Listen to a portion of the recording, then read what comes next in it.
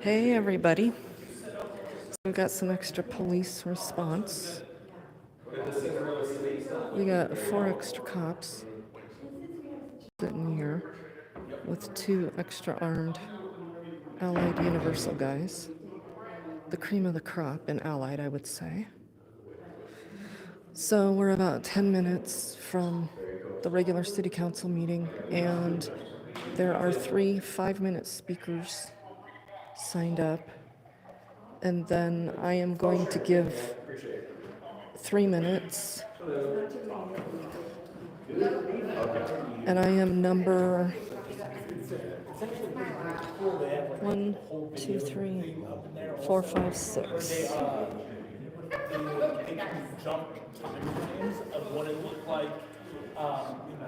I am number 6 on the speaker list for the 3-minute public comment.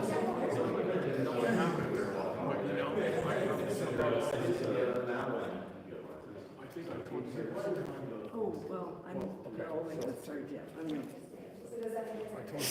So we're just gonna hang out here for a little bit.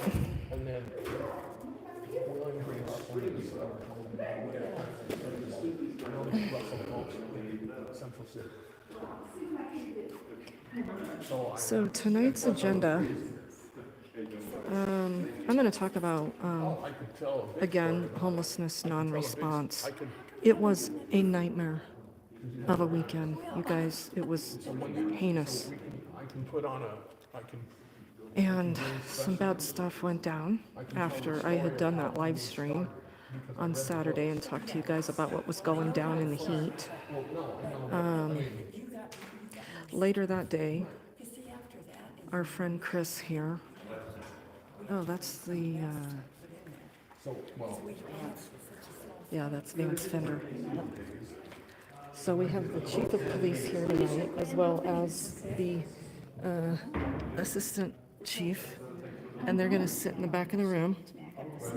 And yeah, so maybe Sean Lewis is getting sick of the command staff and the administrative staff at the police department not running an actual police department. Yeah, I don't know. He should be, because this city is running Sean. Sean's not running the city. So anyway, our buddy Chris, you've seen Chris talk before. Hi, Chris. Hi. So I just happened to be at Walmart Saturday evening, about 6:30, 7 o'clock, and I went to back out of my parking spot, and there's 2 cop cars behind me. So I get out and I start recording, and I see Chris sitting in his Cadillac. Chris has got one of the coolest cars on the planet. And, hey, boy. Oh, don't want to interrupt. We'll find out about his convertible Cadillac.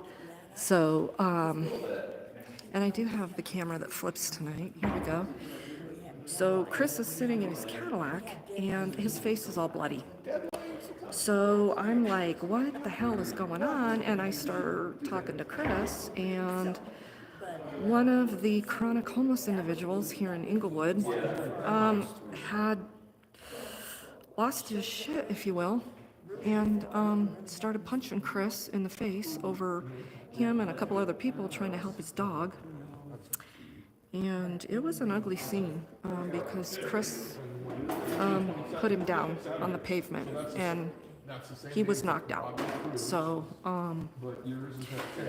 but the story gets worse. He went to the hospital and wasn't put on a hold, and the cops did nothing except show up when I got there, because I was going to see if I could talk to this homeless individual, because I know him. And I had called the hospital to make sure he wasn't on a hold and that he wasn't going to jail. And they said, no, he's not on a hold. So of course I went up there. And by the time I get up there, 2 Englewood cops walk in there. 2 chicks. And I said, are you 2 here to talk to so-and-so? And they said, yep. And I said, is he going to be put on a hold or what? We don't know. Well, come to find out, the homeless individual allowed the nurse to release information to me And they called the cops because apparently this homeless individual also had a breakdown in the ER and began assaulting the medical staff. So that's what I was told. But nobody wanted to press charges and nobody wanted to put him on a hold. So instead of escorting him out the door, they escorted him out the side entrance of the hospital emergency entrance at the ambulance bay. So if anybody's familiar with Swedish Hospital here and you have a visual on that, you walk out the door and you're on the street pretty much. So yeah, that's what the cops decided to do. So they put a man back out into the community that was having a crisis, that assaulted numerous people, that was a threat to himself and others, and neither the cops nor the medical professionals did anything about it.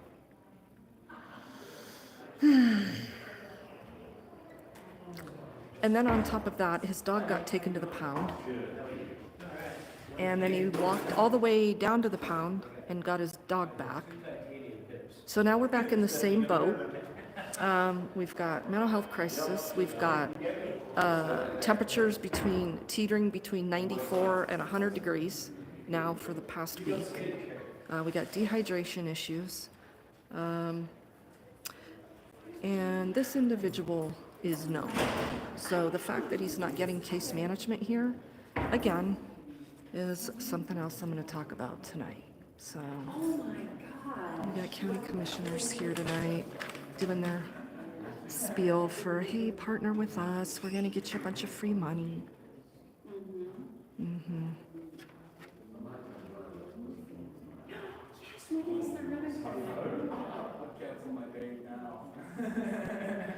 I can't remember her name. She's a county commissioner. I do like that purple suit, though. Purple's my jam. I might look better in that. I don't know. Maybe not.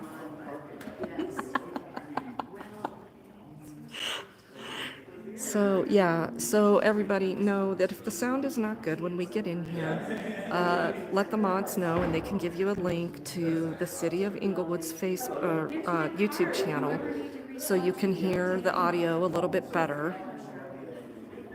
But how is everybody tonight?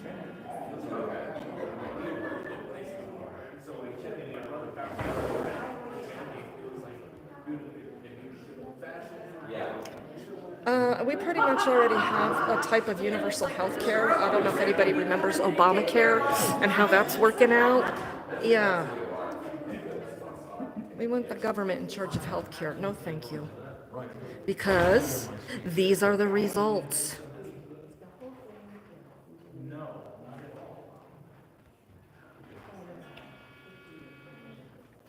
Spirit in the sky, how are you?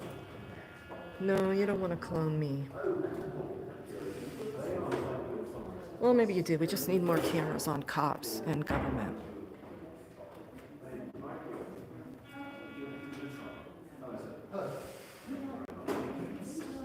So the meeting should be starting here shortly. They're on a break.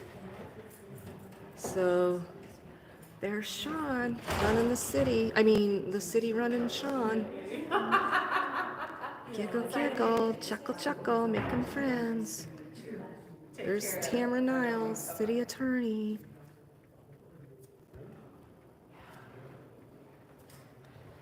Oh, Steve Ward's gonna take his seat. Everybody get ready for the Steve and Joe show.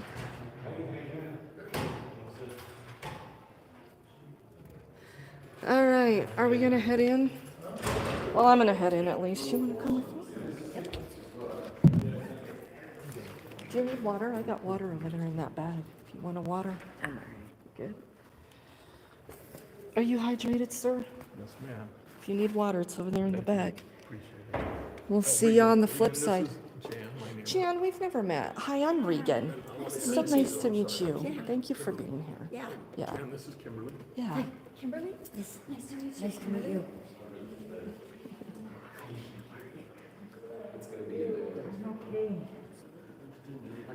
How are you?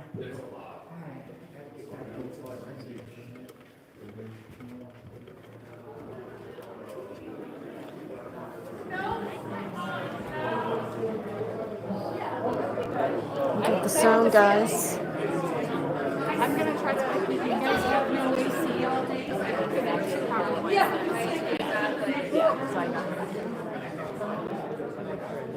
Yep. So I like to just sit up front and just avoid the whole back section. And... Hey Gary, how are you? How you feeling?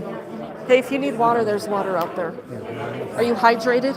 Yeah, oh yeah, You're super hydrated? definitely overhydrated. I may have run to the bathroom a few times. Good.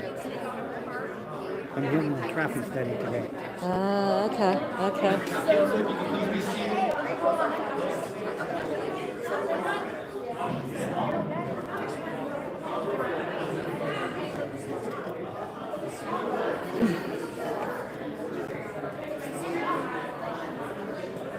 I'm kind of dressed like a slob because it's so hot, but I wasn't getting dressed up. I've been out running the streets.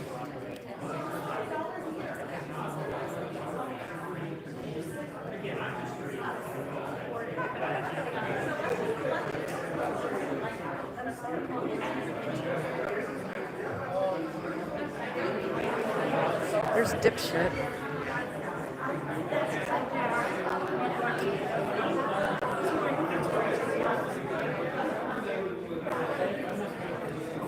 Dipshit 1, dipshit 2. They command respect. So the first set of commenters are the 5-minute people. Yeah. And so they sign up for Wednesday before. So for 5 minutes, you gotta send them an email. You know. Union camp came flying through. I was here earlier. Because I thought it started at 6 and then I ran some errands. Oh, okay. Union camp came flying through the parking lot. Who did? Union camp, like Did she? 4 minutes till. Hauling ass. Oh, it's so fun.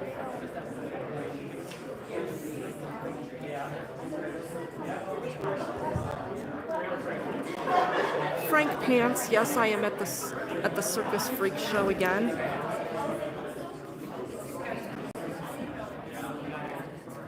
And we're going to say the Pledge of Allegiance to the flag.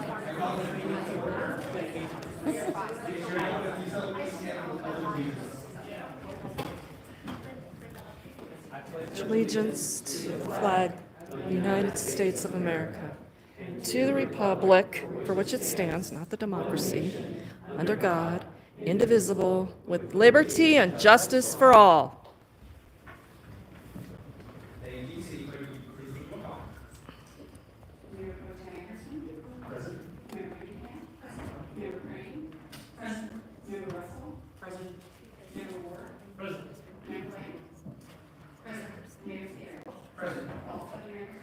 Thank you. Moving on to agenda item 5, minutes for the regular city council meeting on June 3rd. Any changes? They are going into executive session tonight. Under consideration of previous minutes, it shows that 5-4, but there's actually 6 that were 4. On the consideration of the minutes. Yeah, under number 5. Alright. So it should be 6-0. Yes. Perfect. Can we make that change, city clerk? Perfect. Any other changes? If not, can I get a motion to Deep approve? prescription eyewear fast. I buy direct. To approve the minutes as amended from June 3rd. Thank you, Mayor Pro Tem. Can I get a second? Second. Thank you, Member Wright. Can we please vote? Mayor Pro Tem Anderson? Aye. Mayor Mayhem? Aye. Mayor Frame? Aye. Or Matt Shannon, sorry, I wasn't here. Mayor Anderson? Sorry, Mayor Russell? Aye. Mayor Ward? Aye. Mayor Wright? Aye. Mayor Steer? Aye. Director Schimmel, 7 ayes. Point of order. Yeah, I do believe we can't abstain even if you weren't, even if someone wasn't present. By charter. That's correct. So You have to vote either way. even though I wasn't here at the meeting. Correct. We need some sound on that. So if you. They're forcing her to vote. Mayor Frame? Aye. Thank you, City Clerk. Ask our city Okay, attorney now for moving on to clarification. agenda item 6A, this is recognition of communications department for receiving 2 National Association of Government Communicators Award for Excellence in Communication. They were honored in 2 categories: the grassroots working campaign, uniquely English. crisis communications plan for the collaboration with the Arapahoe County. These awards are a testament to our team's dedication to outstanding government communication efforts on a national scale. The Uniquely Englewood campaign highlights what makes our city a special place to live, work, and play. It celebrates our small town feel, diverse restaurants, expansive parks, and vibrant downtown. The award-winning crisis communications plan, developed in collaboration with Arapahoe County, ensures efficient communication during crises, bolstering our city's preparedness and optimizing our response strategies. These recognitions reflect Englewood's innovative approaches to engaging our community and an unwavering commitment to maintaining clear and effective communication. Let us all extend our congratulations and gratitude to our communications team for their hard work and dedication, their effort helping make Englewood an exemplary city for all who call it home. And I know that we have a few members of the communications department, if you wouldn't mind coming up and just taking a quick picture. But congratulations on all your work with the 2 campaigns last year.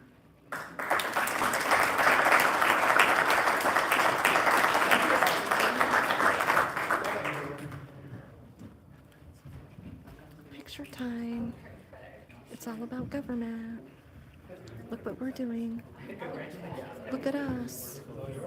We're award winner crisis communication planner communicators.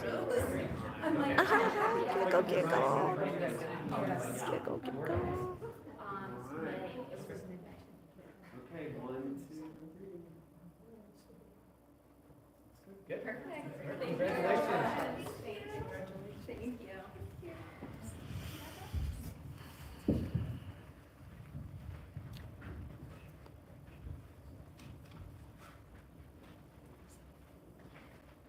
All right, everyone, we are now moving on to 6B. This is resolution of appointing members to various boards, commissions, and committees. If you look at the attachment, we assign members of the public to specific boards and commissions. So, any comments before giving a motion to approve the resolution? If not, can I get a motion to approve the resolution 6B? Motion. Move to approve resolution 60. Thank you, member. Thank you, member Newman. Can I get a second? Thank you, Mayor Pro Tem. Any comments? Seeing none, can we please vote? Mayor Pro Tem Anderson. Aye. Member Newman. Aye. Member Graham. Aye. Member Russell. Aye. Member Ward. Aye. Member Wright. Aye. Mayor Scarra. Aye. The record shows 7 ayes.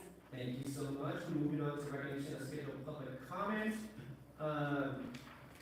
See here, the deadline to send to speak for scheduled public comment is Wednesday by 5 p.m. Prior to the meeting for the city clerk's office, this is an opportunity for the public to address city council. There is an expectation that the presentation will be conducted in a respectful manner. Council may ask questions for clarification, but there will not be any dialogue, and please limit your presentation to 5 minutes. Tonight, Member Wright will be giving a response to public comments. Up first is Kathleen Bailey, an Englewood resident here to address council regarding the need for 25-year rain and capacity infrastructure. Good evening, Ms. Bailey. You can just state your name and your address across streets. Kathleen Bailey, Jason and Eugene. Good evening, fellow Englewood residents. Every year, more and more fellow Englewood residents are learning the hard way through your own experiences in your own neighborhoods that the least important thing to the city leadership and city council is you. Next meeting, I will continue addressing flood risk. Tonight, I want to directly address the egregious indifference and disregard shown to our own Englewood residents who have come here with valid safety concerns meeting after meeting. City of Lewis spends $1 million annually for private security to protect itself, staff, council, and their cars from the homeless population. Yet each and every one of you, beneficiaries of CM's massive investment, sat at that dime, saw family after family, meeting after meeting, shared alarming experiences and valid safety concerns from the chronic homeless addicts and chronic homeless mentally ill population that are collecting in their R1C single-family neighborhoods to get services from 5280. And you responded to our own Englewood residents who mistakenly thought you would care with indifference, criticism, basically almost wanting them for a living or homeless get services and expected them to just get used to it. I have 4 questions that I hope will be comfortably answered sometime tonight. Question 1, are safe distances from school lots being ignored concerning 5280 in our own city? If so, I demand that the city immediately enforce your own safety laws and 5280 cease providing homeless services. Question 2, why wasn't 5280 activities in the single family zone requires R1C neighborhood restricted from the beginning to only providing services to non-individuals who age out of the foster system? Question 3. Last meeting, a justifiably frustrated, repeatedly ignored R1C resident declared that they would fight against the 5280 PUD. Is this Sam, and Community Development Director, seeking to take advantage of an opportunity to legalize a precedent-setting first PUD in R1C under the guise of serving the homeless? Question 4. On the agenda tonight, why are the beneficiaries, community development, and self-serving council members allowed to present a motion to waive building fees for organizations like Joe Anderson's Buddies Change the Trend in order to grab state and federal grant money for their own income benefit and build even more structures, creating more PUD opportunities where they are currently not allowed under the guise of caring for the homeless, and in doing so, inflicting on even more Englewood family residential neighborhoods across our city, what is currently being inflicted on Englewood R1C families near 5280. And I noticed in reading this community development PDF that the non-resident staff have the audacity to declare that their request's connection to the plan is community well-being. How dare you? You don't even live in our communities. Our Englewood families living near 5280 are definitely not experiencing any sense of community well-being. I demand that if staff and council want to build more structures for homeless services in our small residential city, that they be required to place this on a ballot measure so that we, the actual Englewood families living here, can decide what's best for our own community well-being. Finally tonight, I offer an option for consideration for citizens. A citizens initiative petition to change our current city council, city manager, former government, to a citizen-elected full-time governing executive mayor, former government. Not only would it remove the existing position of the full-time employed executive city manager who does not answer to the Englewood residents and who does not have term limits, and replace that position with a full-time elected governing executive mayor who would answer directly to all of us every 3 years or every 3 to 4 years to the ballot box. This elected executive mayor from our government also relegates the entire part-time 7-member, it's not our job, we trust staff to do at city council, to only a supporting role, not a governing role. City mayor, which is actually council chair and only a ceremonial mayor, will be the chair of the supporting part-time 7-member council, which will also provide a third life benefit of finally eliminating the suffering through the stupid backstabbing competition among our part-time council members vying to be dubbed ceremonial mayor. If you're interested, cash me at a council meeting and we will talk later. Thank you. Thank you, Ms. Bailey, for your time. Any questions from members of the council? Seeing none, thank you very much, Ms. Bailey. Up next is Jake Gilbert. Well, PJ Colnick is not in attendance tonight, so we are moving on to Jake Gilbert. So, sorry about that. Mr. Gilbert, you're to address the council. I have some slides. And Mr. Gilbert, if you're able to state your name and your address across streets. Yeah, Jake Gilbert, that's Jake Gilbert. Hi, thank you for having me. I would like to speak again about the proposal in the Parks and Rec Fund to convert swaths of turf and parks to native plantings. I work as a conservation planner. My job title is vegetation management specialist. A major aspect of my job is managing native planting projects. I design seed mixes based on ecological site descriptions published by the Natural Resources Conservation Service, which is a branch of the USDA, and I manage the contractors that implement the plantings. The reason I'm saying this is so that you understand that my opposition to native plantings in parks isn't based on something I saw on Facebook. This is my field of expertise. Installing native plants in the right places is a great thing, but municipal parks are the wrong place to do it. Kentucky bluegrass and other conventional turf grasses need to be watered and maintained, but they're common in parks for a reason. They withstand traffic. Kids can run on them all day, and sports can be played on them, and they won't die. By contrast, Colorado native grasses do not withstand traffic. Buffalo grass, graminoids, wheatgrass, none of these withstand traffic. If walked on repeatedly, they will die. Dense areas of wildflowers are also not usable for anything other than being looked at.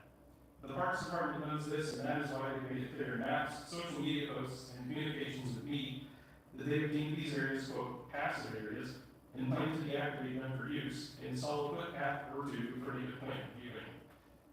So it's also worth considering how these native planting projects will ultimately turn out. In my correspondence with park staff, Depot Park was held up as an example of successful native plant installation. As it turns out, Depot Park does not run well under Parks Department management. So I took this photo the other day. We roped off the planting area about 2 years after installation. Behind the sign telling patrons to keep out and stay on the path, the native planting area in many ways resembles a vacant lot. It's been taken over by cheatgrass, which is an invasive, highly flammable, state-listed noxious weed. Here's a view of that same native planting area from behind the ropes. Cheatgrass infestations are extremely difficult to treat. It's a prolific seed producer, spreads aggressively, and mowing it or pulling it will not get rid of it. When cheatgrass gets established, the standard treatment is to use a herbicide called indazapam, which lingers in soil for up to 4 years, preventing germination of any plant seeds in the hopes that perennial grasses can regain a foothold. And here my flower bag took this photo of a large patch of Canada thistle, ready to flower and spread seeds. Canada thistle is a lispy invasive noxious weed. It's covered in spines, and like cheatgrass, you cannot pull or mow it. Its roots go 6 feet underground and survive the winter, spreading aggressively year after year. The only realistic way to get rid of Canada thistle is with herbicides. Needless to say, noxious invasive weeds are not good for the environment. They aggressively invade neighboring properties, they eliminate wildlife habitat, degrade the soil, and can even be poisonous to animals. And unfortunately, many of them cannot be pulled and require regular applications of herbicide to keep them in check. Noxious weeds are a reality of the modern urban world, and no matter how native these plants may be, they will not exist in a 19th century meadow. The notion that they need little to no maintenance is false. Depot Park raises serious concerns about how future native plantings would be managed by the Parks Department. And finally, here's a photo of a so-called passive area within Bertella Park that the drawings published by Parks suggest for turf conversion. It's pleasant, it's shady, it's open for use. There are no noxious weeds, and you can run around on it all day without damaging it. The proposal would replace this wide open shaded area with plantings that, at best, you cannot walk or play on. And the situation at Depot Park suggests that this turf conversion will just introduce intractable noxious weed problems that we don't currently have. So to circle back to the beginning, please understand that native plantings will not stand up to park traffic, and they will not be usable for recreation. Every square foot of land converted from turf to native plantings is a square foot lost for normal park use. Please consider removing native plantings from the bond proposal, or at least reducing them to the most marginal areas like flower beds. Let's make improvements to our parks, not break them. Thanks. Mr. Gilbert, thank you so much for your time tonight. Member Ross has a question. Mr. Gilbert, so are you suggesting that these garden native plants at some point could become very high maintenance? Yes. Even more high maintenance than Kentucky bluegrass? Yes, and then in fact, you might find yourself needing to put a lot of really gross herbicides on. Okay, thank you very much. No, right. And for my clarification, what you're showing at Depot Park, is that native plants or are they native weeds? Well, they're invasive weeds. Those areas were intended, what the sign says is like this is a native prairie garden. The sign was put up around 2 years ago, judging by Google Street View, what's there now is mostly cheatgrass, which is not native. It's an invasive, it's called the weed on the west. It's a list C noxious weed, and as a matter of fact, under the Noxious Weed Act, which is a state law, whoever owns the property with noxious weeds is legally obligated to treatment. Okay, so it's not even a native plant? No, not at all. Okay, so, and this runs into that, what is it, type of thing, some might think it's a native plant, but it's really a weed, and it It's, yeah.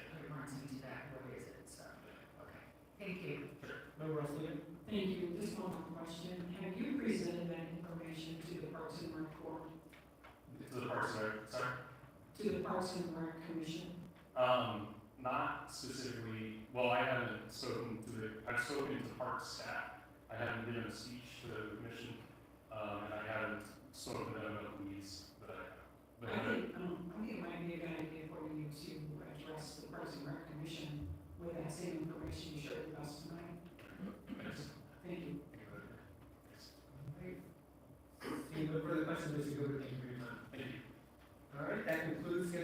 public comment. We're moving on to unscheduled public comment. I have 11 names in front of me. Up first is Brenda Hutka, here to speak about a splash pad in review.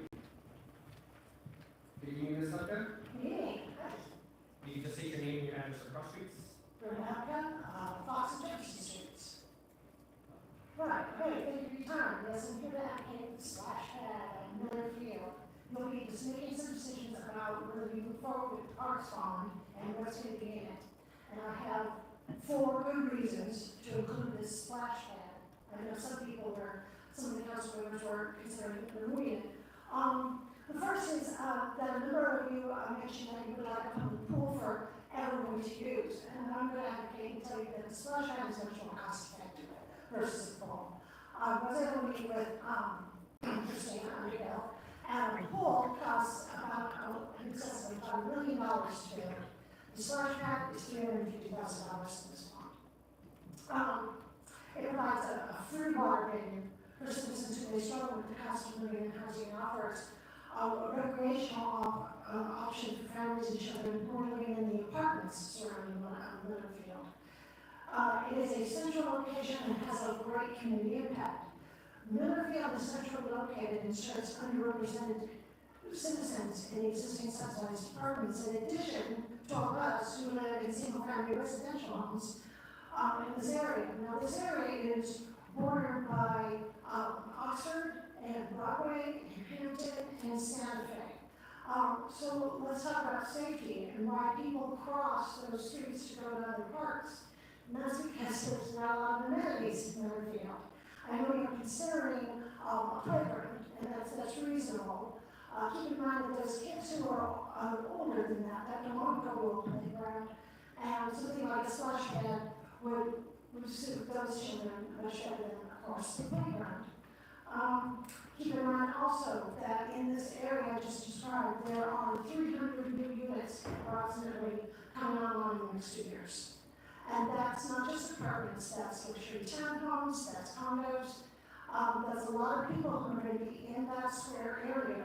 This would also help with crime reduction because it discourages, when you bring more people to the park, it discourages bad actors from being in the park. And of course, it's about equity and community development. You know, historically, minority populations and others have had limited access to city parks. Making Littlefield a crucial space for diverse communities to engage in, particularly the use of a free splash park. And I'm about out of time, but I want a special shout out and thank you to the Utilities Department for street cleaning and sending an engineer to my block, by the way, for some drainage issues. That is about, I think that's my 3 minutes. Thanks. Thank you very much for your time, Ms. Hutka. Any questions from council? Seeing none, thank you very much for your time. Up next is Charles Downey, here to speak about ethical tackling. I am. Good evening, Mr. Downey. You can see your name and your address across streets. Good evening, Charles Downey, 5200 West Broadway. Ladies and gentlemen, again, thank you for the privilege of addressing you in this place, and I appreciate the opportunity to express my constitutional rights. I know everybody else here does as well. Today, I'm here to discuss an ordinance that I'd like for you to implement in the city of Inglewood that is critical for our community's future. It is the ethical use of technology ordinance. Because as technology evolves, it is vital to set clear boundaries to ensure it serves humanity ethically and responsibly. Recently, the city and county of Denver implemented license plate readers introduced as tools to enhance police services. However, such technologies raise significant concerns about surveillance and privacy. This ordinance aims to address these concerns. The exact text of the ordinance that I'd like one of you to propose goes as follows. Be it ordained by the City Council of the City of Inglewood, Colorado, that a machine or mechanical device may not harm or kill a human being under any circumstances. A machine may not carry or use a weapon. Furthermore, human beings have the right to be free from surveillance and to refuse any order issued by a machine. The data collected by machines shall not be retained, sold, or used without the express permission of the person whose image or data has been captured. Why do we want this? First, it prohibits machines from harming humans or using weapons. Anybody that can look at the geisha robots from Boston Dynamics and not see the human we're hiding inside of them hasn't watched enough Arnold Schwarzenegger movies. Second, it affirms the right to be free from unwarranted surveillance. Technologies like vendors' license plate readers risk encroaching on our personal freedoms. After all, they record our location with time and date stamp. That goes against the freedom to assemble. This ordinance assures that we maintain control over our personal lives. This ordinance also emphasizes data privacy. Any data collected by machines must not be retained, sold, or used by business partners without explicit permission, protecting our personal information from exploitation. And it grants individuals the right to refuse orders from machines, preserving human dignity and agency, and ensuring that technology serves us rather than is weaponized against us. In conclusion, the ethical use of technology safeguards our safety, privacy, and autonomy. By passing such ordinance, we set the standard for ethical technology use, inspiring other communities to do the same, and contributing to a more humane and just society. Mr. John, thank you very much for your time tonight. Member Brad has a question? Thank you. When did Denver pass this? Fairly recently, I just was reading in the news in the last couple of weeks that they've deployed 100 cameras citywide, which is obviously connected to a centralized database that reports and does AI interpretation of every license plate that goes by. Did it state anything about facial recognition and was holding that type of information? I'm glad that you brought that up. I think it's safe to say that today's license plate scanner is tomorrow's facial recognition scanner, and that would be Wednesday's zone and district access and shopping permission control and monitor, and it would be connected to your banking system. By Thursday, of course, it would be a vaccine passport that would allow you to effectively live in the city, and that would be, of course, genocide. Thank you. Member Russell? Could you provide a copy of that, what you're suggesting to city council? Yes. All right, I would appreciate that. You're welcome. Thank you. Any further questions? Seeing none, Mr. John, thank you for your time. Up next is Rick Hines. I can't see what the topic is. Good evening, Mr. Hines. You can just state your name and your address across streets. Rick Hines, and best to say that I'm in the Bellevue property with it. Good evening. First, I wish to thank each member of this council for their service to Englewood. The time and focus necessary to make sound and careful decisions benefit each citizen of the city. I'm coming to you tonight both as a citizen and as a member of the Englewood Sustainability Commission to express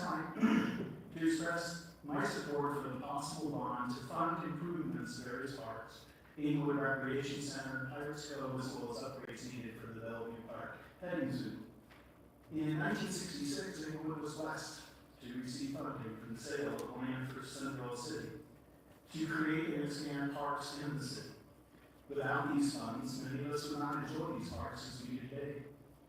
Naturally, parks need maintenance, upkeep, and upgrades to address use deterioration as well as additional accessibility and climate change. We owe it to those who had the wisdom to invest in parks to maintain and improve these parks. As I said, I come to you from two positions. My role as a member of the Sustainability Commission sees a unique opportunity to reshape parks to better address the changing climate by creating and adding natural areas, which allow for native plants and pollinators so desperately needed at this time. My role as citizen in Englewood understands the values and values the quality of life our parks bring us. The open green areas allow for us to relax, play, and enjoy a bit of outdoors in the urban area. They also offer others outside of Englewood the opportunity to see and enjoy what is special about our town. I believe that we can do both. Nothing would move forward on any of these changes to parks without numerous opportunities for neighbors to have input and buy-in on any proposed changes. Citizens can determine how much or how little natural areas would be introduced into their park. I hope that some out-of-the-box thinking takes place also, whereby natural natural areas can become, for instance, areas of learning about our environment, where informational signage as well as areas for nature walks. I believe the bond funds our future as a city to both address the needs of our parks and public facilities while also making the statement of the importance of taking care of our precious resources. I encourage you to allow the bond to move forward onto the November ballot and allow the citizens of Englewood to decide. Thank you. Mr. Emmerlein, thank you very much for your time today. Any questions from members of council? Actually, just a quick question. I'm not sure if you're aware of the different levels of funding that we're thinking about as part of the bond measure. Is there any, from your perspective, do you have one level over the other in terms of what you prioritize? Not particularly. Okay, just want to see it on the ballot now. I do, absolutely. Thank you very much, Mr. Emmerlein, for your time. No further questions, so thank you for coming tonight. Up next is Gary Kozak, with the topic given by Carrie, sorry, Mr. Kozak. No problems on traffic. Gary Kozak, Oxford and Mechanic Street. Thank you. Council members, you know, I've been in front of you about traffic studies and all this. Well, thanks to the police department during the traffic count. They put the meter on speeding up on Oxford westbound. In just short of 2 weeks, there was 51,586 vehicles going westbound. I didn't include eastbound. That's on top of the hill. If you move down now, and got the meter in front of the recreation center, thanks to the police chief and the police department. The traffic will be traveling faster there because of the downhill, coming down the hill and stuff like this, but you also have to remember, Medical Dairy has over 1,000 employees. They come 24 hours a day, there's 2 shifts, and in some cases 3 shifts. And then they come in with their vehicles, they get out of the vehicles, and then they get the trucks, and they take the trucks out, and go do the deliveries, and they bring the trucks back in, and then they get in their cars and they leave. Well, if you count like that, that's 4,000 more people. Cars just from there. Okay, you're Oxford, and no apartment houses just open, just open, okay? They are not anywhere near being full yet. That's gonna add more traffic down there on the Windermere Exchange. Okay? My problem is the recreation center sitting there, and the kids wanna come across, they're wearing vests now, trying to be seen going across there, and you've already seen my videos. Okay? And this is just in short of 2 weeks, because they put the meter on at 8 o'clock, so they missed out on the first 8 hours before they remove that one. When I know sitting back and watching the meters go red all the time, there is an element of that meter not being totally accurate, but we've had one person that was doing over 60 miles an hour. There's over 30-some people that were doing 50 miles an hour and above. Okay? Not only do we have the kids, but remember we've got the intersection down there where people are going to the recreation, or going to the light rail and stuff. And we have blind people as well. So I really want you to consider, I am asking the police department if they will move that to a northbound or eastbound, so we can see what the eastbound traffic is, and accumulate and get a total number over a 2-week period. Thank you very much. Thank you very much, Mr. Kozak, for your time tonight. Any questions? Seeing none, Mr. Kozak, thanks for your time. Thank you. Up next is Chris Lewis, here to speak about your work.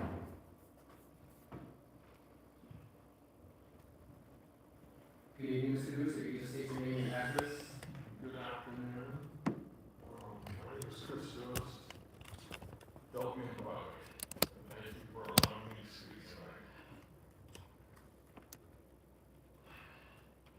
I'm a 65-year resident. I've worked with previous city councils, helping the business improvement district, and worked with the Chamber of Commerce for years.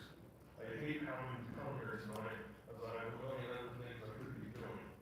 But the public needs to know how important this is to be vigilant. First off, I want to reach out and thank a big thank you to Sam Watson for checking in on me today. As we've had a 40-year relationship. I was involved in a serious incident Saturday night coming home from dinner. As I drove past store Saturday night. I heard people screaming, I saw people fighting. I drove over to see what was going on and to help. I yelled out my window to a man to stop. The big guy ran over and started punching me through my window. While I was trying to get out of my car, I was punched at least 7 times in the head. I finally got out and started defending myself. The man then jumped in the back seat of my Cadillac convertible and started messing with my passenger. I grabbed him and pulled him out of the car. He landed on the ground and hit his head. I thought I killed him. He left in an ambulance. It is very lucky to be alive. I'm lucky he didn't have a knife. Citizens of Englewood need to know what's going on out there on the streets. I was totally caught off guard. I found out the guy started all this, has been hanging around Englewood for a long time. He is known to have mental health issues. He is in desperate need of help. Where are the co-responders and the mental health workers that our taxpayers are paying for? 2 of them, 40 hours a week. Maybe the police need mandatory training on mental health. Thank you again for Chief Watson for checking on my injuries. The man went to the hospital and was released as he fought with the doctors. This man should be arrested without any pressing charges. Thank you very much. Mr. Good, thank you very much for your time tonight. Member Russell, first question. Did anybody call the police when all this was going on? Oh, yeah. There was like, when I was so busy involved in the fight, and then when I pulled him out of the car and hit his head, I didn't have a chance to vote, but then I don't know how long it took, my adrenaline was pumping so fast. All of a sudden, there was like 20 people, 7 cops, and fire engines and ambulances when I stopped. So are you doing okay now? Yeah, I'm used to it. I'm good. Thank you for asking. Well, thank you. Thank you. Member Ray. First thing, I'm glad you're okay. Thank you, I appreciate it. Do you know if this man was charged with anything? No, at the time, they asked me if I wanted to press charges, and I said I wasn't sure, so I'm still debating on that. I want the guy to get help, and if I do press charges, I want it to be at the city level. I want it to be at the municipal level, so he can get help through the facilities that we have. Okay, and have the police given you that option? I haven't really talked to him about it yet.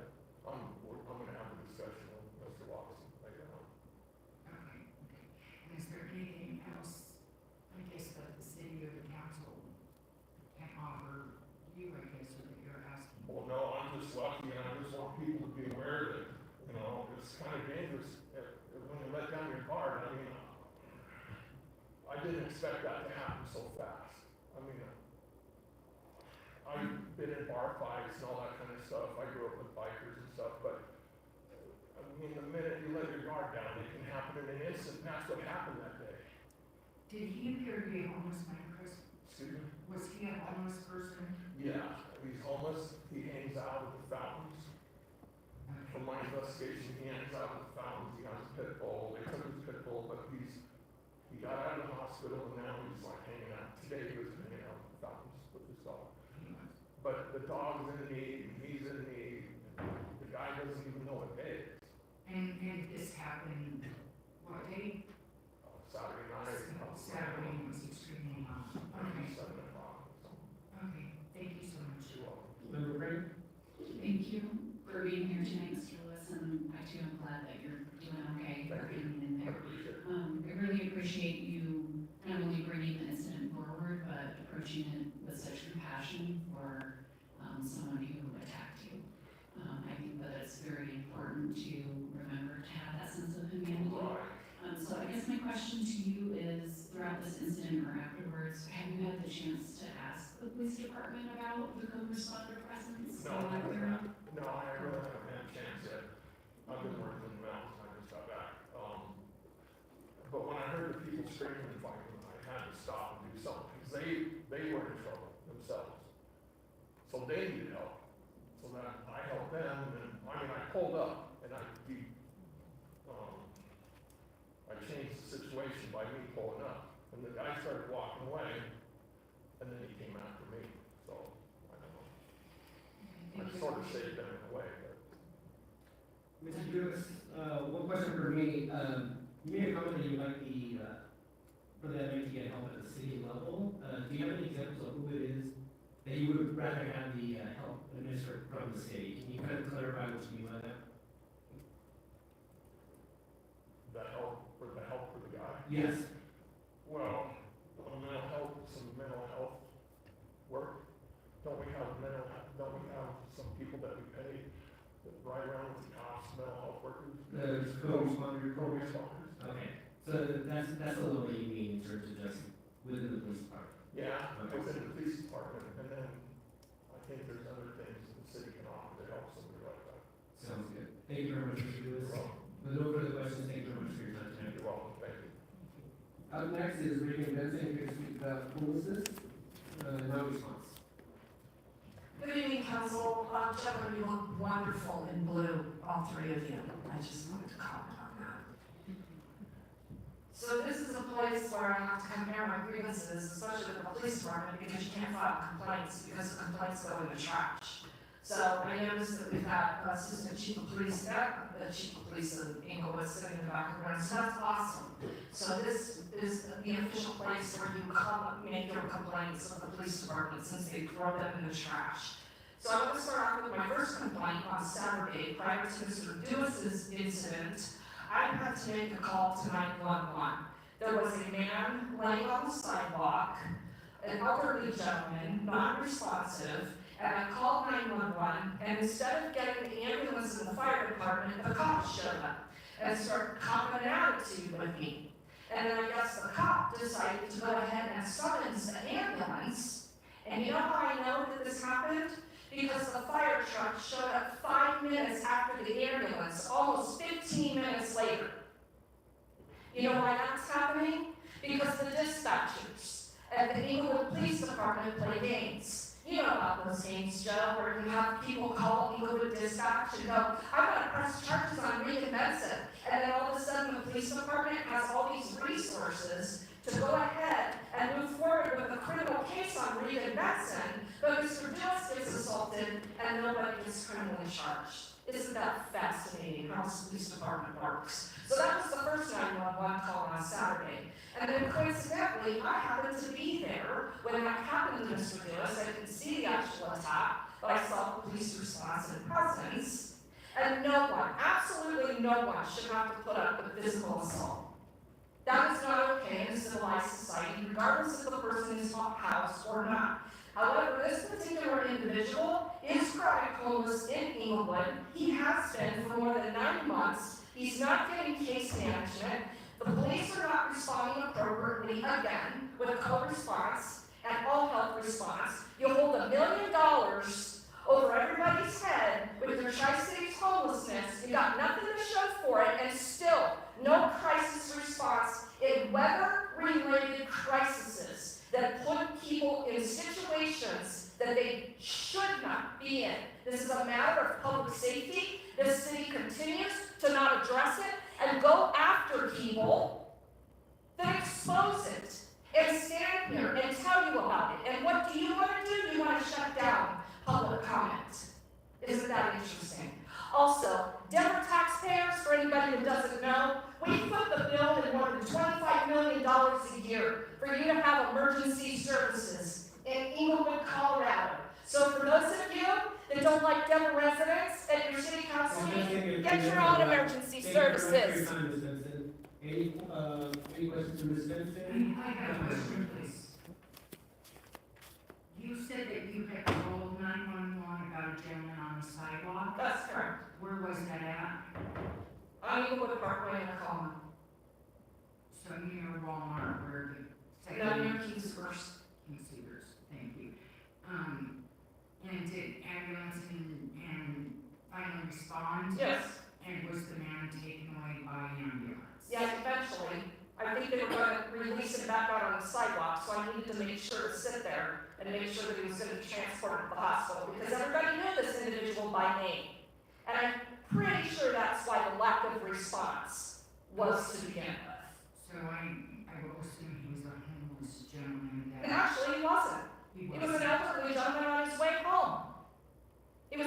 frustrated. Okay, thank you. No further questions, thank you very much for your time. Up next is Cody Phelps, here to talk about the parks. Good evening, if you just state your name and your address for our questions.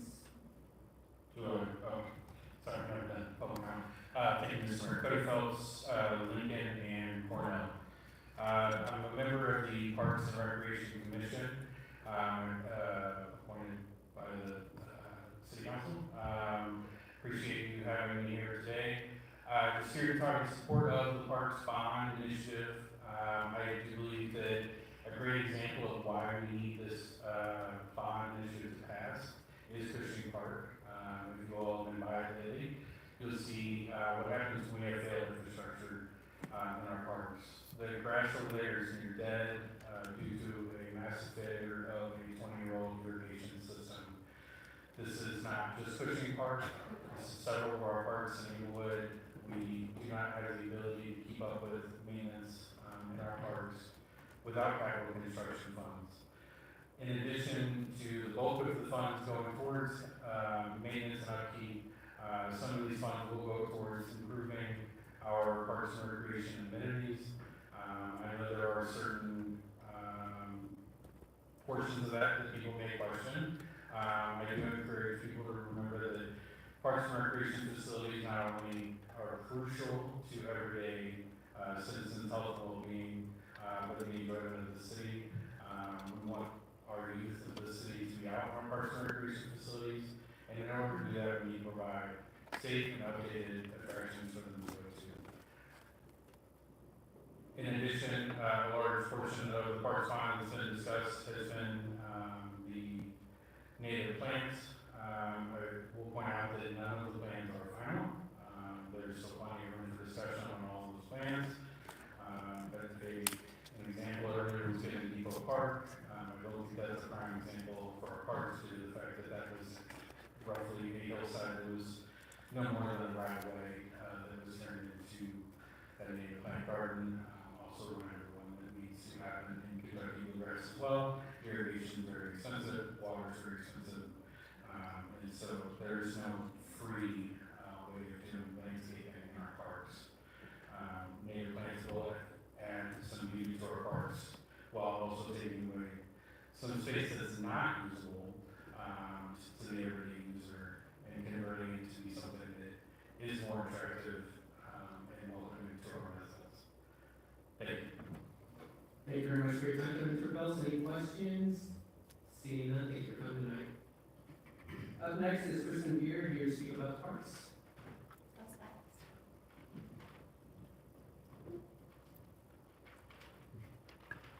Good evening, Ms. Beard. Do you see any of your address or questions? Yes, my name is Kristen Beard. In honor of Highland, I live in the city of Cornell, or she, her, and I live near Logan and Cornell. I attend tonight and represent multiple families in the base Logan neighborhood that could not get childcare and join me tonight. But we do all share the same opinion, and I'm here again to talk about the Parks Bond.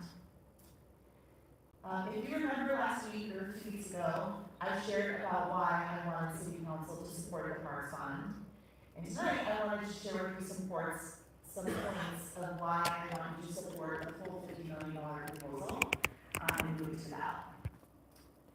Some of you have mentioned that you would support like a $35 or $40 million version of this bond versus a $50 million version.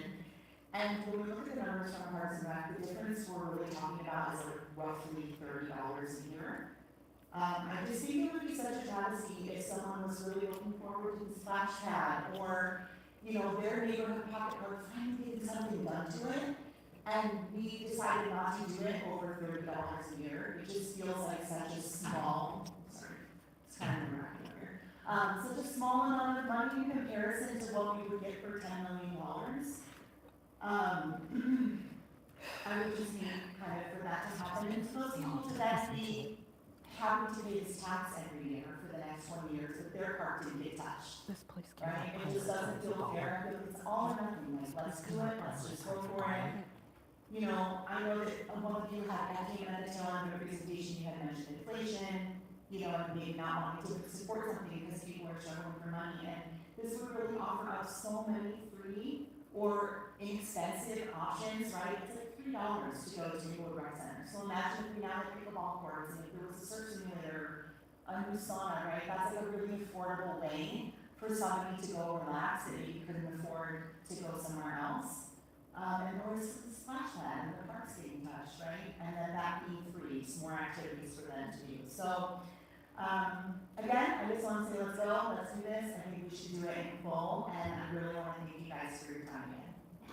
Ms. Beard, thank you very much for your time tonight. Any questions? Seeing none, Ms. Beard, thank you for coming tonight.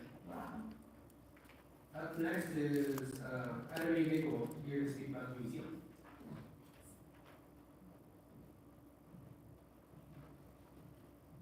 Good evening, Ms. Nickel. If you could just state your name and your address across, please. My name is Adam Nickel, and I live at 4740 South Union Street in Englewood. I'm here tonight to talk about the historic Englewood Museum. And I have some brochures on that little table on the back. So any of you that would like one, please take it and take it home and read it. Join us for a grand opening and ribbon cutting this Saturday on June 22nd at 10 a.m. to 2 p.m. Our ribbon cutting will be at 11 a.m. and enjoy snacks, refreshments, indoor prizes. And for those who don't know where it is, it's right across the hall from where we are, and you'll see the museum sign as you go out the door. And for those who don't know, it's located on the second floor of the Englewood City building. And stick around to tour the museum's first exhibit, the history of Cinderella City, the very famous mall from Cinderella City. We have put that up on the walls. I think you will be surprised by what you see. And then we have a little theater, so please visit the theater in the simulation of the mall, how it was raised and how it was lowered, and all in between. We're producing the Cinderella City project. And be sure to check out the museum's merchandise that's also for sale.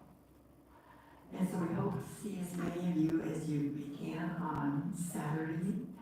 And we don't have a really large area, and hopefully in the future we can get more area, but we're very, very thankful for what you have given us. So thank you very much. Thank you very much, Ms. Nickel. Any questions from members of council? Seeing none, Ms. Nickel, thank you very much for coming tonight. Thank you. Up next is Kathy Norton with the topic again.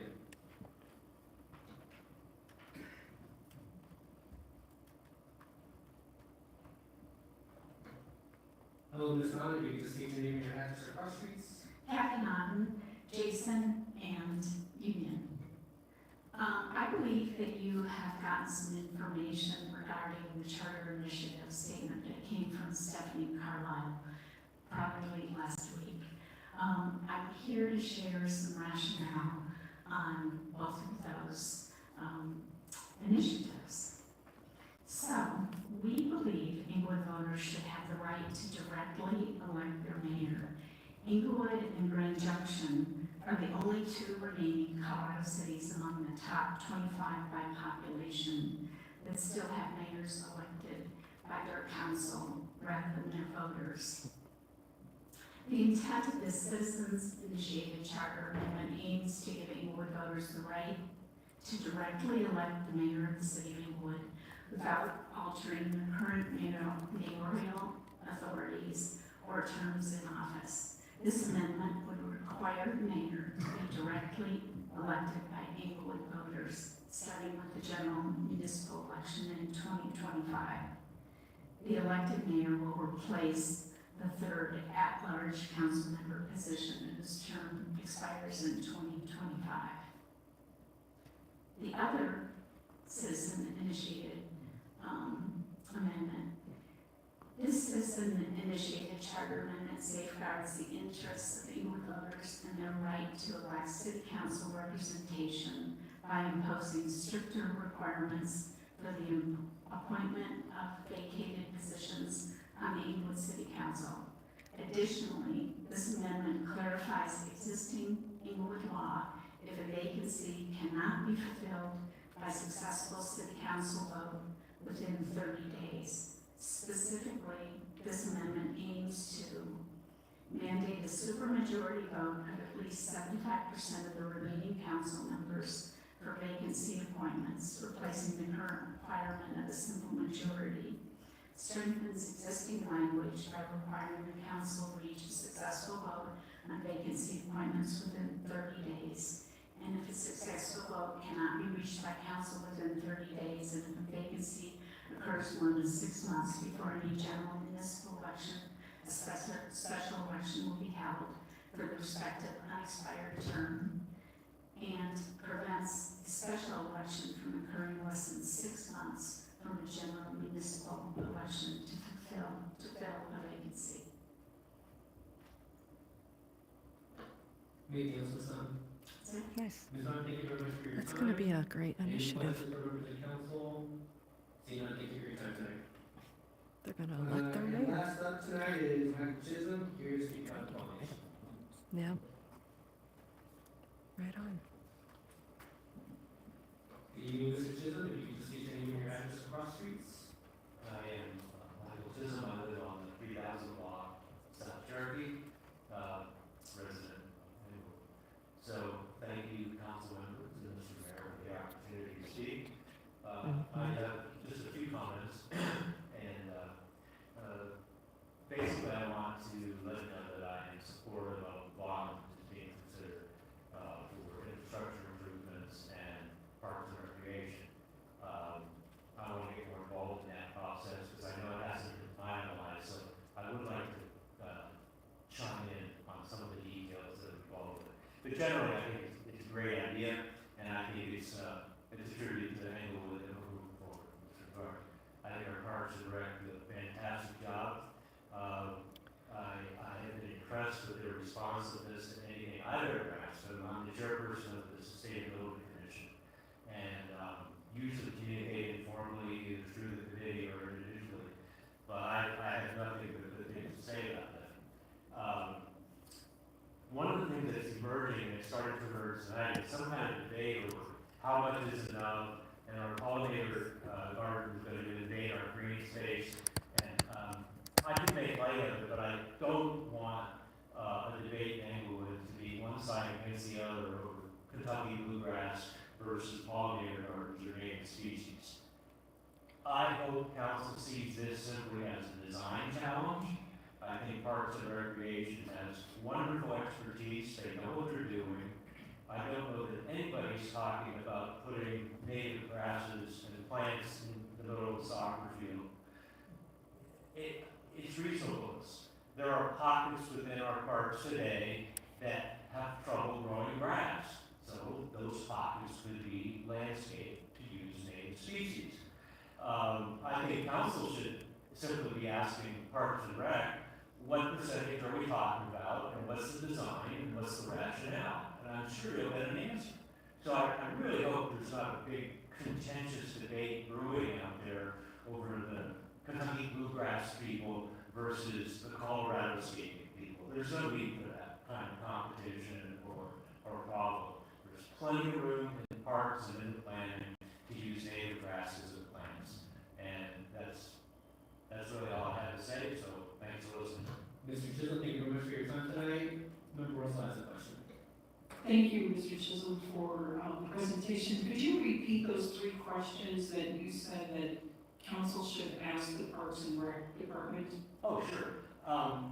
What I'm saying is, council should view this as a design challenge, and council should simply say to Parks and Recreation, give us the rationale and the final specifics on the design. And if they say, this area is hard to grow grass, it's on the edge of the parking lot, you make a nice walkway, there's a rationale there. So I think council should hear a rationale of where, when, and why, and how much.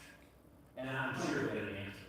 Right, appreciate that, because I want to ask those questions. Great. So what is the percentage, what is the design, did you put what is the cost? Yeah, how much water are you gonna save? I mean, we know Depot Park is already saving water. It wouldn't be hard for them to project that if we do this design, we'll be able to save X amount of water in the course of a year. And that could be a ballpark, but I think people understand that and appreciate it when it's presented that way. Okay, thank you very much. Thank you. Thank you very much. All right, with no further questions, thank you very much for coming and speaking tonight, Mr. Chisholm. And with that, that concludes unscheduled public comment. Member Wright, when you're ready, you're able to give a response. Great, thank you everyone for coming. It seems when I'm responding, I get a lot of people coming to speak about parks. So, first of all, I will try to answer some of Kathleen's questions. Number one with 5280. They were a 501c3 and they are a church. So they did not have to get permission. It was an existing church, they bought it. As far as I'm concerned, there is no PUD in the works. I've not heard anything about it, and nothing's going to cancel. What about the safe distance from schools? You're interrupting the meeting. No interruptions, please. When it's going. Go ahead. Go ahead, Member Wright. I will put in the council request regarding the safe distance from schools, but I do not believe they're required to have any. As far as the waiting building fees, it is an upcoming vote, so I will not say anything on my personal beliefs on that. I will address everybody that spoke about our parks bond coming up right now. I appreciate everything that has been said. Everything has been thoughtful. People have done their research. People care. All of this council cares about the parks, and we're being very thoughtful about everything that is being done. It's not being rushed. There's been a lot of discussion. It is a lot of money. There was something said about $30 a year. We also had our commissioner come today and discuss money that the county needs also. So in thinking that, there are a lot of different government groups that need money, and we have to be thoughtful for that also, because Peter needs 30 a year, Paul needs 30 a year, so I think there's thought into that also. But ultimately, it will be the voters that will be deciding on if this bond goes through or not. I think it's gonna fail. People are sick of But we'll taxes. continue listening, continuing having conversations on this, and decisions will be made, and ultimately it'll be the voters that decide. Mr. Downey, we did ask that I don't know if he's here or not, but if he could send that information to council, it is something that I would like to hear a little bit more about. Mr. Kozak, I will put in a council request to see about having the eastbound side of Oxford tested also for the traffic study. Mr. Lewis and Ms. Benson, I would like to find out more information, if it's possible, if we could have a council request to get the call information on those two calls from Saturday, and see. I would very much like to work with Mr. Lewis on the gentleman that assaulted him, to see if it was a mental health issue with the man that assaulted him, and like he said, if there's things that could be done with that gentleman, if we could. Along with that, I guess I have a lot of council requests from this today, to see what we have in place for, we had cold weather, to see what we have in place for the hot weather, for people that are homeless, to keep them hydrated and that type of thing. Let me look here. I think the rest are the parts. So, Miss May, I will be at the ribbon cutting, and I'm looking forward to it. I have it on the calendar also. There's been a lot of work that has gone in to our museum, and Cinderella City holds a lot of fond memories memories for me. Remember when we used to have the Easter bunny there, and I took my kids to get their picture taken, so I'm looking forward to it. Ms. Mountain, the initiatives, today's the first that I've, received anything official about it. I will read about it. This is the, what our country's built on citizens being able to bring initiatives and people able to vote on things. So, everybody else, I just want to say thank you and coming to council and speaking. And again, looks like you will be voting on these initiatives and thank you for being here.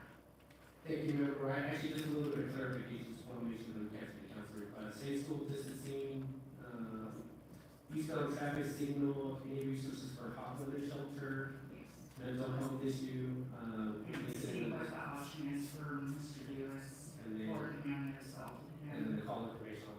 on the first call that it sounded like happened. Anything else that I missed anything? I don't think so. Okay, Member Russell. I would like, I think on, Ms. Bailey, there were like 4 questions that she asked, and so it was, I actually didn't get them all. I think I got them all. Okay, and then, also, I had a council request on, Mr. Cozen, she got that one already. Actually, I think that I would like the information looked into about the dispatcher not immediately sending an ambulance, when someone calls. I think that's problematic, so I think that's it. Thank you. All right. Member Warren. I'd like to enter a council request regarding noxious weeds and how the city deals with weeds that are on the noxious weed list in the state. He cares And then secondarily specific to Depot Park, I'd like to have it inspected, for any potential weeds that should have been exterminated, but were not. Thank you so much, Member Warren. Actually, since, just because, Ms. Bailey is in attendance tonight, I believe there may not be 4 questions, but, the safe distances was one, the R1C, zoning, and just allowing that as part of the 5280, there's like a discrepancy there. Want me to read it again? Just this one? There was the PUD. Well, I guess she gets to do her thing in the meeting. That's cool. That's, seems like more of a comment than a question since that's coming up for vote tonight, so that was just my comment on that. have 4 specific Just let her talk. Just let her talk. Just let her talk.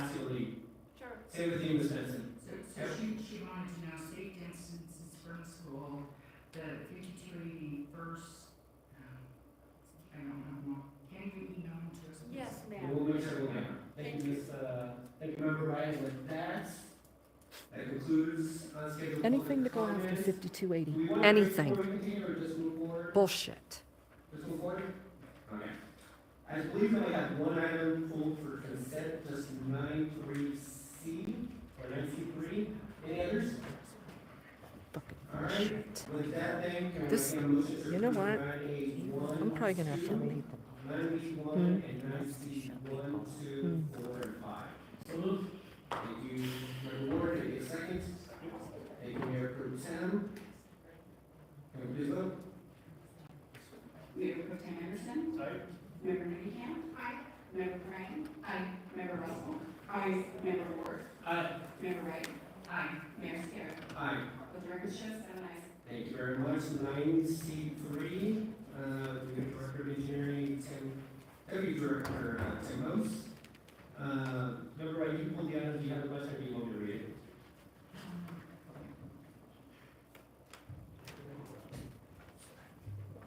Actually, Tim, did you get the question? Oh, go ahead.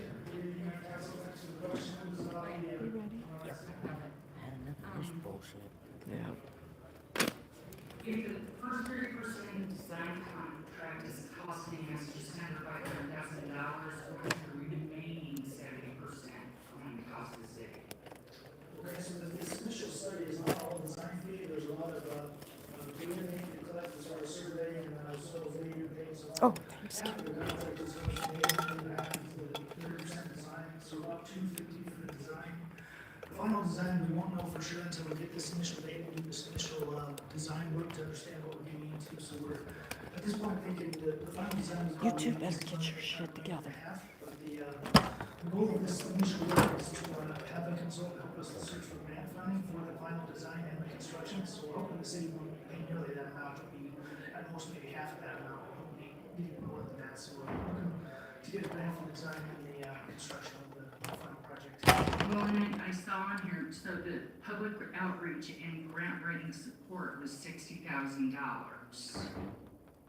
And that was one of my concerns, because, so we're having to pay outside sources for grant search, grant writing support and public outreach, so we have communications and stuff like that should be doing the outreach, but we're still paying it. And then, I mean, this body didn't want to have outside or hire any kind of grant writing. It perplexes me that we're paying this much money when we have our own communications group that could be doing the outreach. The city decided to do their own grant writing. Sorry. My other question is, within this, and I thought I saw it, but I couldn't find it again, are we paying this company to do the topography also, or are we supplying it to them because we already have it?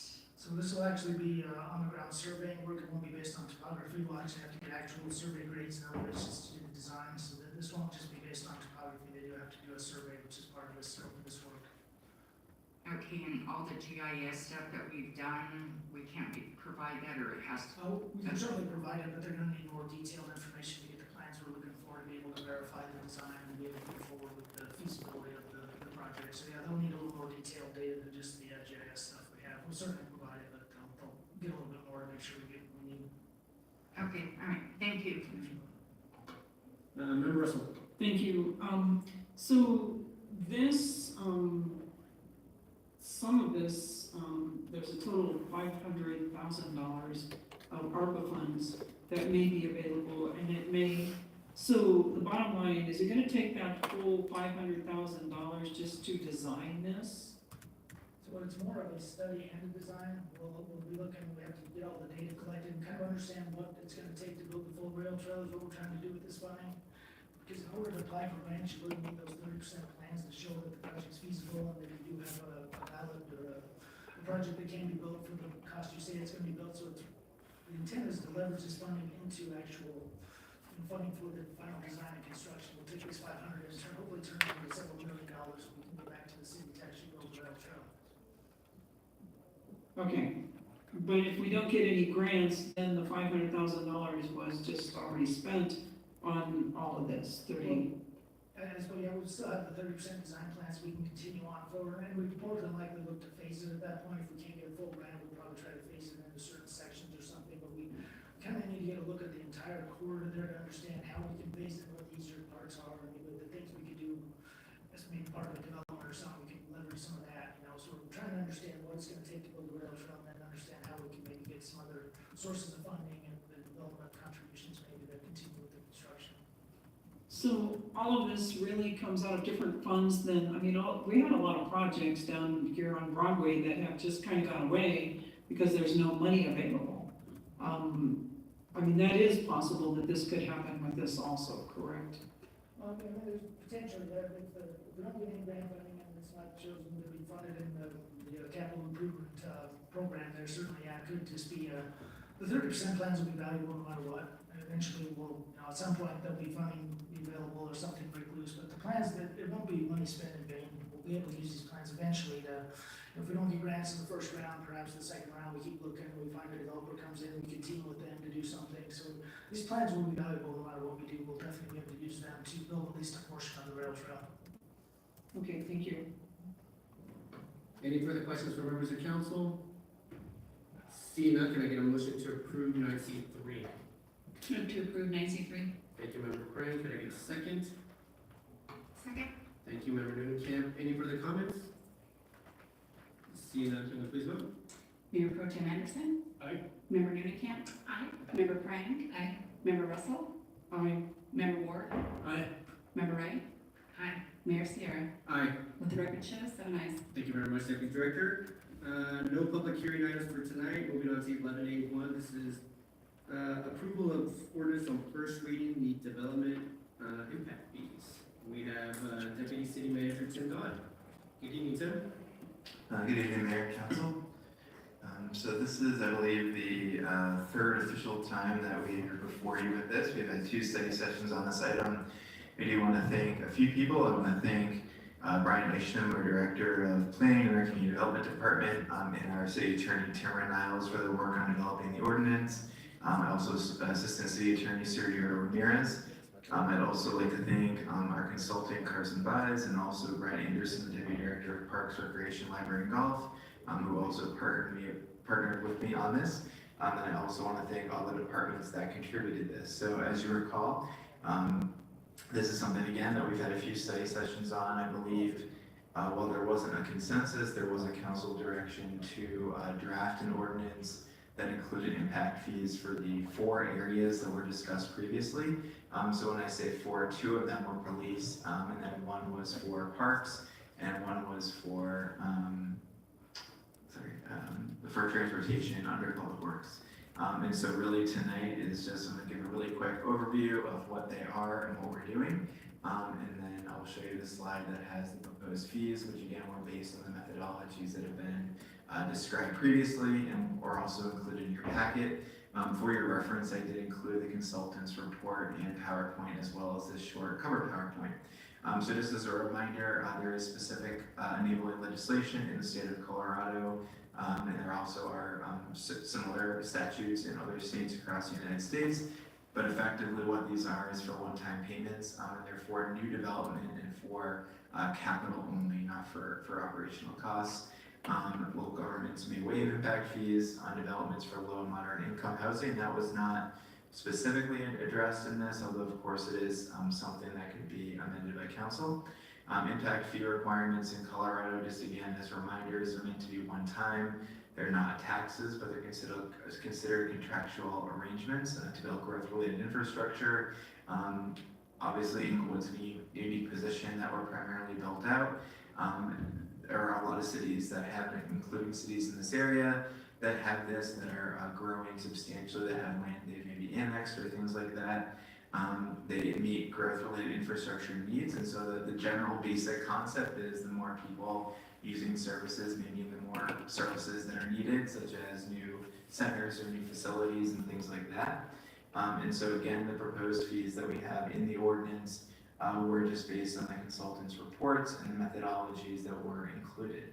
And so the presentation tonight was just meant to be short because again, this is something that's come before you a few times, and so tonight is really just meant to see if you'd like to take any action on this. Deputy City Manager, thank you very much for your time. Member Russell, you have the first question. Thank you. I'm really kind of wondering why this came forward, because I didn't think that the last time we had the discussion, there was consensus to bring it forward.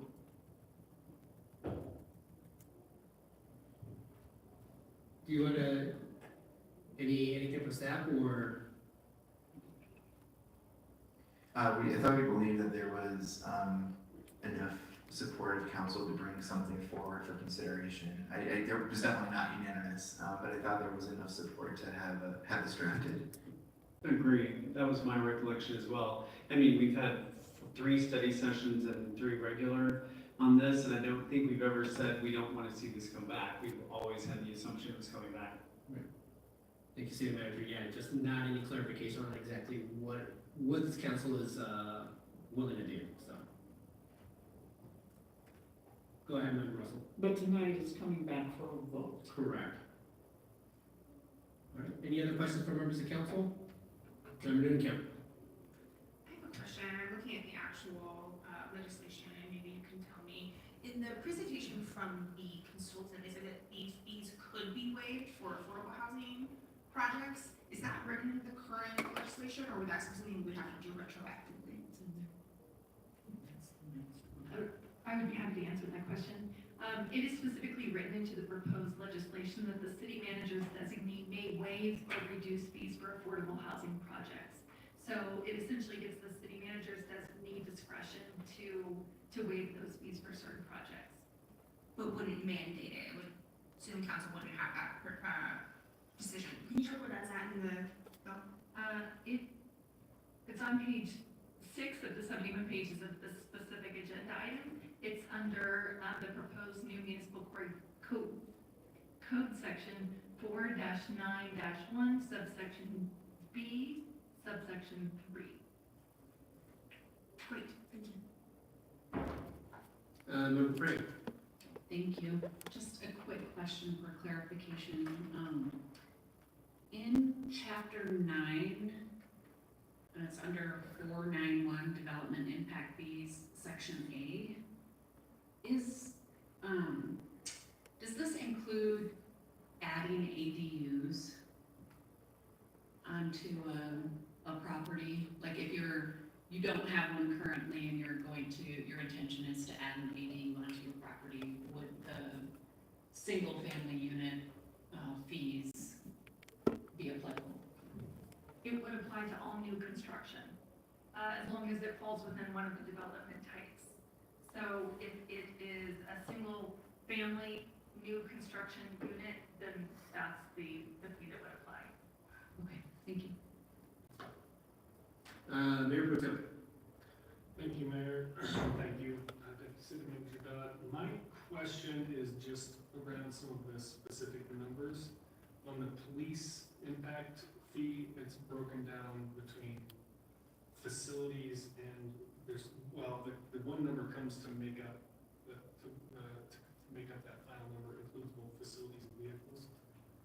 Could somebody figure out before we vote on this, I might have an amendment, what it would be to just do the vehicles and not the facility fee, since that's paid for by a bond?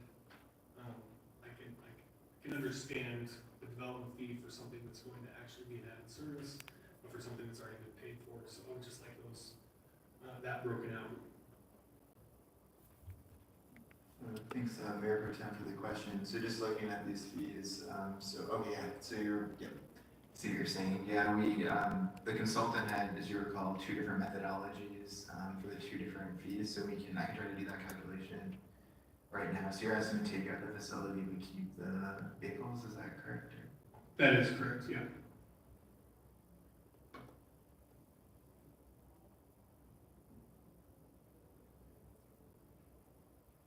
While we give you time, Tim, are there any other questions for members of council? Go ahead, Member Newcamp. I have a question about the fee structure, following one member Frank's question. So for residential development, the single family total all-in fee is about $3,800 per unit. So that would be for some family home or for an ADU. And the multifamily fee is about $2,100. Is that also per unit or per full development? That is per unit, and it's a little bit clearer on the ordinance itself, which is section 3, page 4 of the ordinance, which it says residential development fees per unit. Right. Whereas the non-residential development is fees per 1,000 square feet. And that would be everything from a duplex to 300 units? Yes. Okay. Per unit. Thank you. All right, any further questions for members of council, or Tim, do you still need more time on figuring out the facility versus vehicle? Happy to take other questions, but yeah, it'll take me a few minutes, I'm sorry. Okay, go ahead, Sean. Mayor, thanks. Just wanted to point out that we can, I was just consulting with the city attorney, we can, if you want to amend that, because that was a theme that we heard from council, you can amend that without that part of the fee. I understand you want the calculation, we can probably get that, but you could also make an amendment if it passes. It could come back on second reading with that amendment. Thank you. And I'm fine doing it that way too, if you don't want to do all the calculations, that could be complicated, and then if we get it wrong, then it's gonna be more complicated. Probably be easier if that's okay, just so I don't make a mistake. All right, thank you. Any further questions for members of council? All right, seeing none, does someone want to make a motion on 11A1 just to kick this off? Motion for 11A1. Thank you, Member Newcamp. Can I get a second? Second. Thank you, Member Prang. All right, any further comments or amendments? Go ahead, Member Russell. I will not be supporting this. The levels of service, were completely, the levels of service for police impact fees was done in 2017. I have asked repeatedly 2 or 3 times that I want to address issues with the level of police staffing. And I want a study session on this. And we're moving forward with this, with old fees. And the other thing, I'm just gonna say this, I'm gonna put it out there because I'm tired of it. We didn't have consensus at the last meeting, and this was changed because it was done in one-on-ones. So, thank you. Thank you, Member Russell. Mayor Pro Tem. I wouldn't respond to that. I do remember having consensus on this, and I know there were 3 that were supportive of moving it forward, and then I don't know how I'm gonna vote on it, but I would like to see it come back as an ordinance. So I do remember that quite clearly. I do have an amendment, Mayor. I move to remove the police facility fee from the police impact fee. Thank you, Mayor Pro Tem. So we're gonna remove the police facility fee, and keep the vehicle fee. Okay? Second. Thank you, Member Nukia. And I'll just give a little justification for that. The impact fee, for me, the logic behind an impact fee is to pay for new and future things. And the police building has been paid for. We have a bond, it's being paid back. It will be, presumably included in taxes of new buildings that come in, so I feel like that's double, that hits me as double dipping. And I remember the consultant explained it in his own way that it was, it was legal and allowed, but I still am not comfortable with it. The vehicle impact fee makes sense because as population increases or new businesses move in, then you will have to hire more police and those kind of things and expand the police force. So I think the vehicle fee makes sense to me. Thank you, Mayor Pro Tem. Anyone, Member Russell, go ahead. Or is this for the previous? That's from previous. Member Wright, go ahead. Since I wasn't at all of these, and probably wasn't there when the consultant was there, could facilities go towards police headcount? No, it could not. Okay. We can't actually, state law requires that we can't use impact fees for staffing. Okay. Interestingly, when I met with police and with roll calls last week, they said, okay, we've got all these new apartments. What are you doing to try to help us with the new growth that's, occurring because of these new apartments? So certainly, I think they were very interested in this vehicle issue. Okay, well, maybe they should pay for staffing. Thank you. Thank you, Member Wright. All right, with no further comments, we are voting. I'm sorry. Go ahead, Member Ward. On the amendment? No. On the amendment, yes. So we are voting right now on the amendment to remove the police facility fee from the fee schedule, or the development fee schedule here, so. All right, as long as we're all clear, all right, can we please vote? Member Anderson? Aye. Member Nunnally? Aye. Member Frey? Nay. Member Russell? Nay. Member Ward? Aye. Member Wright? Nay. Member Sierra? Aye. Let the record show 4 ayes and 3 nays. All right. And with that, any other amendments? Go ahead, Member Nunnally. I want to raise something in response to your prime. So when I'm reviewing this, I don't know if I realized it included ADUs either, which I thought was interesting. And I wonder, as we're considering the right way to think about impact fees, adding a structure, especially if it's an internal ADU or an addition onto your existing home, and adding a very significant fee to maybe a family who's trying to build something for a mother-in-law, when it's already quite expensive to build something like this, doesn't feel like the right solution to me for what we're trying to accomplish here. And so I wonder if there is appetite on the council to carve out ADUs from this, if they're being built by Englewood residents. Unfortunately, I don't have an amendment prepared, because again, I was not aware of this before this evening, and what building fee would it go back to? Would it just revert to what we had before? I wonder if we could carve it out and then we could revisit the ADU fees separately from tonight when we have a chance for staff to look at it. But that one doesn't feel like it fits with the others to me for residential development. Thank you, Member Newcamp.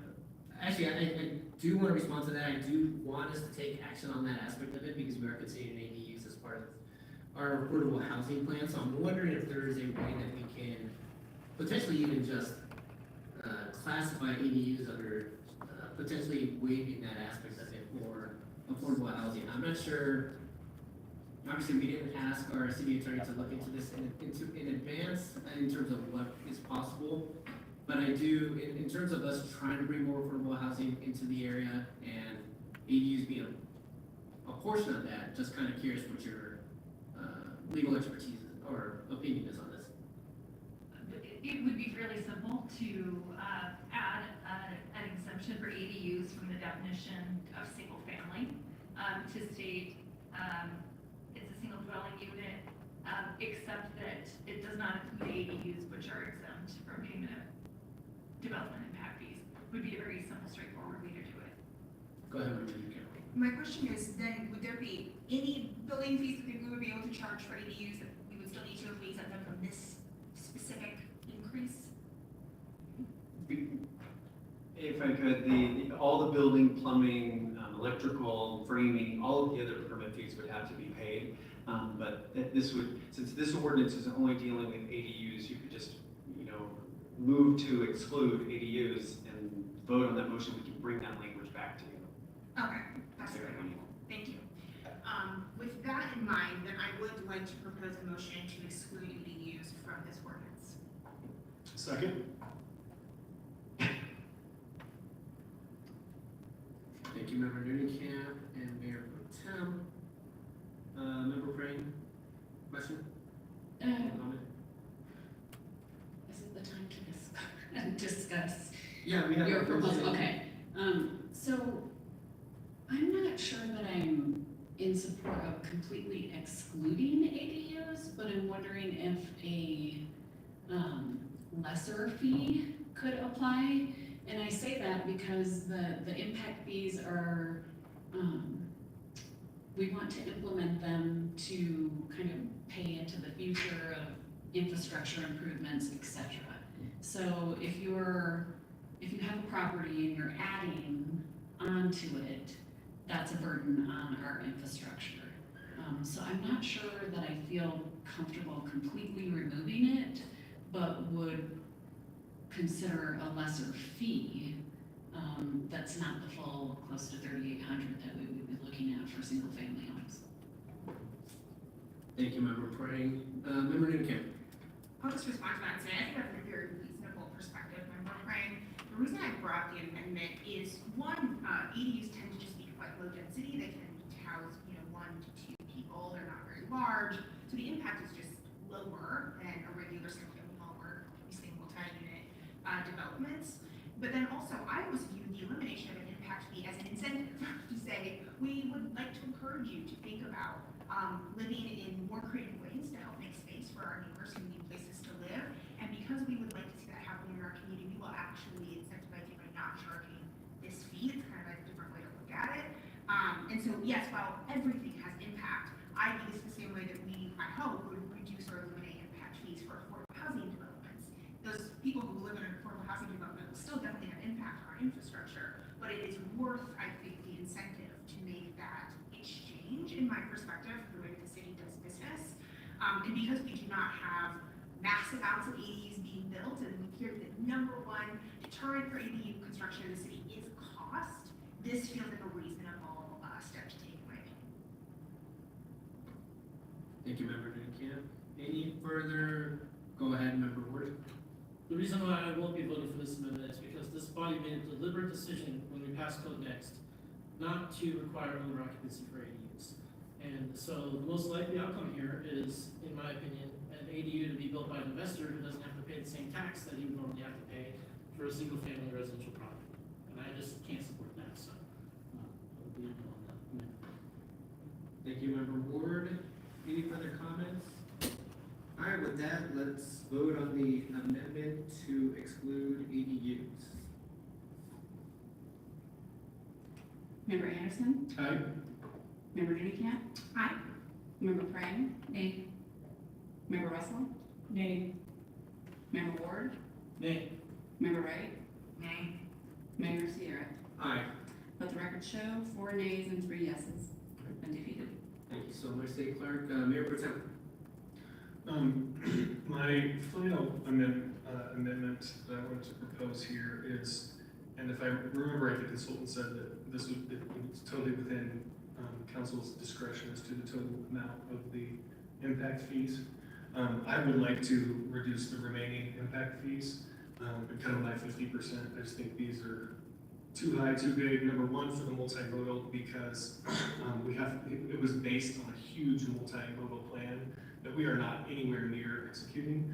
And so I think we're basing this on a bunch of work that's never going to get done. And then on the parks fee, I also think that these fees are, again, if we consider parks bond, we have a plan to pay for these things. It does make sense that some amount should be paid for by new development, but I would like to propose that we make a motion that we reduce these by both the parks and the multimodal fee by 50%. Mayor Pro Tem, so we're just motion to reduce by 50% just the Parks and Rec and the multimodal. Yeah, that all for both single family, multifamily, and the non-residential. Yeah. Yeah, for all categories. All categories, correct. Okay. Thank you, Mayor Pro Tem. Can I get a second? Point of clarification. So, single family, multifamily, Parks and Rec, and multimodal take 50% off those two, and police remain the same. Correct. Okay. Police has already been amended. It's already been amended, yeah, sorry. Yes. Okay. But for this motion, yes, it would just be Parks and Rec and multimodal, 50% of that value across residential and non-residential. And the commercial, industrial, and office services. Correct. Correct. That would remain the same. No, that actually would be half. That would be half as well. Parks is 0, so it only would affect, in fact, multimodal in that category. Okay, and can you tell me the reasoning for the multimodal reduction?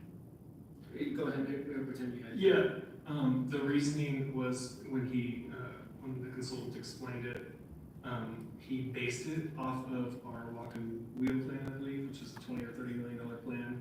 And then this will be a certain percentage based on the growth of the city of that. I don't think we're anywhere in that I don't think we have any expectation of actually completing that plan to that level. And so I don't think it makes sense to charge that high of a fee for money the rest of the citizens are not going to end up expending to accomplish that plan. And it's similar for parks. If we issue a $50 million bond and then we charge this huge park fee, well, a bunch of the improvements will already have been paid for. So the number is a bit arbitrary, but the two reasons for it are, I think these fees are too high. I'm afraid they're going to hurt development. And also I don't think they can be justified by the work that we're actually going to end up doing. My other question would be then, devil's advocate, what if the bond for the parks does not go through? And are we sitting back here discussing raising that parks portion through, or do we put this through?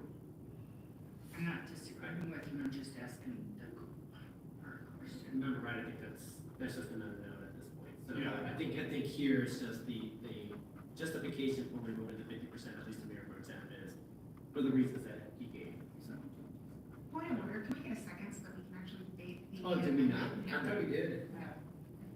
I'm sorry. You're right. We don't have a second. Can I get a second? Sorry about that. I'll second. Thank you, Mayor. Member Ward. All right. Apologies. Thanks for catching that, Member Dunicamp. Member Russell, go ahead. So I have a problem with lowering the Parks and Rec, because in all new development, all of the developers are paying the park and lieu fee, and cutting that by 50%, it's not gonna change them. There's no land in here to buy parks. And so I definitely don't think that we should lower Parks and Rec fee by 50%. Thank you, Member Russell. Member Ward? I support any reduction in these fees, which I will ultimately be voting no on. So I would encourage anyone who opposes the fees to try to keep them as low as possible, and vote no, yes on this one. Thank you, Member Ward. I'll chime in. I will be voting against this motion. I do believe that, well, I'll give a larger statement when we get the entire motion to vote, but I will be voting for this one, voting no against this one specifically. So, Member Newcomb. Thank you, Mayor. I appreciate Member Anderson wanting to try to strike a balance here. My concern with the amendment is, by your admission, the number is arbitrary, which is at the last minute / unit cap for kind of no reason doesn't feel great to me, especially when we did so much research to find what is a number that we could use that would still enable development. And when I go back to the developer or the consultant's chart, Englewood would still be in the middle, and our friends to the south have double the fees we would have if we pass this, and they're still experiencing plenty of development. And so I'm not sure. I know there are different shades of friendliness to development on this council. I tend to think we need good partners in the private sector, and I would never want to do something that would exclude their ability to help us solve problems here. But I don't see this as being that, and so I will not be supporting the amendment, but I appreciate the intention. Thank you. Mayor Pro Tem, anything else? Yeah, I'll just add a couple of things. I get that it's arbitrary. I'm doing it because the consultant said it was within our discretion to lower these.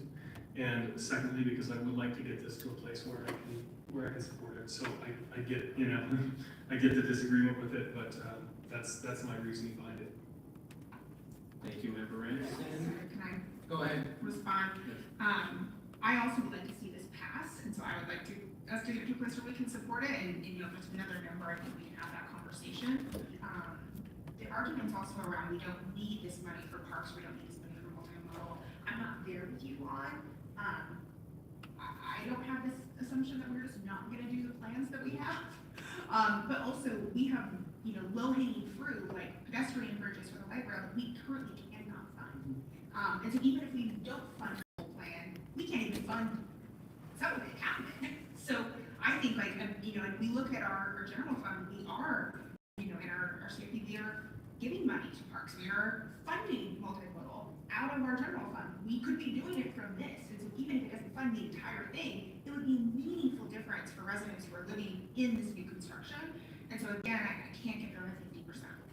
Yeah, actually, I guess this would be a good time for me to kind of state my case on this. So I think, yes, I think there's a lot of development, or at least a lot of what we're trying to do with the rail trail. We just talked about the rail trail and how we don't have the funding potentially to do a lot of what we would like to do, and trying to navigate exactly where the best place for the rail trail would be. That's something we've been talking about for many years, and we haven't been able to fund. And so that's one area that we need to do. Walking Wheel has been a big thing that we've been talking about for many years, and we haven't been able to fund that either. And that's something that this can help with. We've always spoken in the past about how we would like our developers to pay their fair share within the city in terms of just the development impacts that their new residentials are bringing to the city. This can solve for some of that. The other aspect of it is that we always talk about affordable housing. This might be the nugget to actually make the affordable housing projects a little bit more feasible within our city. And if they can put a project in place that does not require these development fees, I think that that's a plus for the city as well. So I think there's multi-layered aspect of this that I want to see happen within the city. And as Member Nudekamp correctly pointed out, currently our development fees are $260, right? And that's the lowest within the cities that they mentioned here. Littleton's to the north, or to the south of us, is at $71.88 for development fees. This puts us at $37.98 for single families, single family residentials. Weebridge and Westminster and Ormond are each over $2,000. So we have been, this has waited way too long for us to actually make, do something with this. So I am in favor of finally doing some sort of impact fees that would actually benefit our new residents, but also those that are currently living here within the city. So Mayor Pro Tem, I see that your light's back on. Yeah, would it be favorable if I change that to 70? Could we find a middle ground, 70% of the total, reducing it by 30%. Can you do some quick math, what the numbers would actually be? Sure. You might have to find a different second.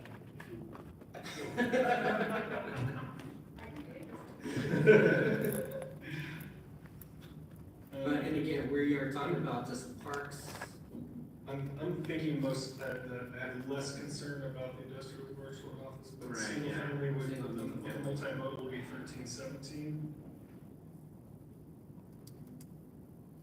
The 777 for parks and rec for single family, that's just an example of one. So that put it 2,000 plus whatever police produces by, which a significant portion. So it would make a single family home, instead of being 4,000, closer to 2,000 or 2,500, which just, it feels closer to right to me. That's where I'm. Alright, so 70% of the current number, so not a 70% reduction, that's 70% of that number, okay. Across both residential and non-residential developments. Okay, perfect. Member Newcamp? So that was my question, it would be residential and the commercial. Correct. Well, non-residential, Residential, non-residential, yeah. because there's industrial, commercial, and office within that bucket, so. Member Frank? Thank you. I think the city's taking a bold step in putting this before us. I think it's a new funding stream that, as Member Newcamp pointed out, it's lesser amounts that we're taking out of the general fund. I don't think we should be slicing and dicing numbers at this point. The numbers presented to us were based on research. We are still in the middle of the range of what cities around us charge, and I think that it should be supported as is with the dollar amounts. Thank you. So, based off of what I'm hearing, I will be voting in support of 70%. We'll need to change them, we'll need to. Oh, wait, we haven't done it yet, so. I think we need to vote the motion down, and then I'll propose the. Yeah, let's do that first. Okay. So do you want to withdraw? How about if I just withdraw my second? Yeah, I was gonna say, just withdraw the second. And I'll amend my motion to 70% There we go. 70% of the total. If I can get a second on that. I will second the 70%. All right. Comments? Sorry, go ahead, Member Newcomb. We're talking about a lot of numbers tonight, but at the end of the day, the number that matters the most is 4. And if there are 4 people who think that this should move forward, and are you comfortable, Mayor Pro Tem Anderson, sharing, is this a blocker for you? If we do not see this reduction, will you be in support of this tonight? It is a blocker for me. I'm hesitant to say that because I don't want to, go hold something over you guys. I want you guys to vote at your conscience how you are, but I'm trying to get this to a place where I can support it, so I appreciate you asking. I don't know if you really answered the question. Yes, I am. I'm not going to, okay, sorry. I will not vote on this, this ordinance if we do not get this, some level of reduction here to the 70% level. And the 70%. 70% I'm going to be happy with. Go ahead, Member. I appreciate the willingness to be candid, because I'd always rather take half a loaf than nothing. So I will be supporting the amendment. Thank you very much. And that's where I stand as well. Again, if this gets us to a place where we can raise our current development impact fees from $260 to $2,000 or $2,500, I would be in favor of that. I would prefer to be at the current number, but if we don't have the votes to pass it, then I would be willing to go down to the 70% number. So that's why I will be voting in favor of the motion on the table to 70% of the current number. So, all right, anyone else? And it's, Go ahead, seven, Member Ray. I'm so Yes, sir. sorry, Go ahead. I apologize. So it's single percent for 70% for single and multi-family, correct? And also non-residential. Industrial, commercial, and office of Parks, Rec, and multimodal. So 2 of those columns all the way down, Parks and Rec and multimodal. Okay, perfect. Thank you. All right. And with that, can we please vote? Member Anderson? Aye. Member Newcamp? Aye. Member Brand? Aye. Member Russell? Nay. Member Ward? Aye. Member Wright? Aye. Mayor Sierra? Aye. Let the record show, 6 ayes and 1 nay. Thank you so much. Any other amendments? Member Newton? Thank you, Mayor. I'm gonna try one more time here. I would like to offer an amendment on, section 3 of the bill, I believe it's section 3, that in the same way that the city manager's designee can, eliminate or reduce the fee for affordable housing developments, projects, excuse me, this is, section 2B3. City managers may waive or reduce fees for affordable housing projects. I would like to add and accessory dwelling units. So that at city manager's discretion, if there is an accessory dwelling unit being built by an Inglewood resident or for affordable housing purpose, that we would have the flexibility within this ordinance to do so. Thank you, Member Newcamp. Mayor, can I offer? Yes, please, go ahead. I believe if we, if they were willing to enter into an agreement as, to make their ADU affordable at some level, the ordinance as written would allow that. We would have to enter into some kind of agreement, but they would, it would be similar to the agreements that are occurring now in Littleton and other cities that have affordability requirements. Thank you. Do you want to add? Do you have any further questions on that, or? Sure, I want a maximum amount of flexibility, so then the question is, what do we consider affordable, what's the percentage? I would just like to add accessory dwelling units if possible, because I do think it makes it clear, and especially, gives us more freedom to say, you know, if this is an Inglewood resident who wants to do this, even if they're not hitting a certain AMI, but they're not a developer, I'd like to have some discretion there. All right, Mayor Pro Tem? Oh, sorry, I'll second that if we're looking for a second. Yes, we are. Second. All right. So Mayor Pro Tem and Member Newcamp. Any comments? Member Morton? I would actually strike that clause. I don't believe that these types of decisions should be made administratively. I think the body should be deciding, perhaps with the assistance of P&Z, what affordable housing units or projects we choose to support or not support. I don't support the delegation of authority in this case, and therefore I would not vote to make any change to that other than striking that clause. Thank you, Member Ward. Member Newcamp? While I appreciate your perspective, Member Ward, unfortunately, I just think that this is a decision that doesn't rise to the elevation of city council. I do think it's more administrative, that it deserves to live where other administrative decisions are made. But the purpose of this amendment tonight is hopefully to get to some of Member Craig's concerns around the complete elimination of the ADU fee, but this would allow the board to reduce the fees, maybe there would be some flexibility to reduce the fees, and it would make sense. And I would have full confidence in our staff to be able to do that administratively. Thank you, Member Newcamp. Any further comments?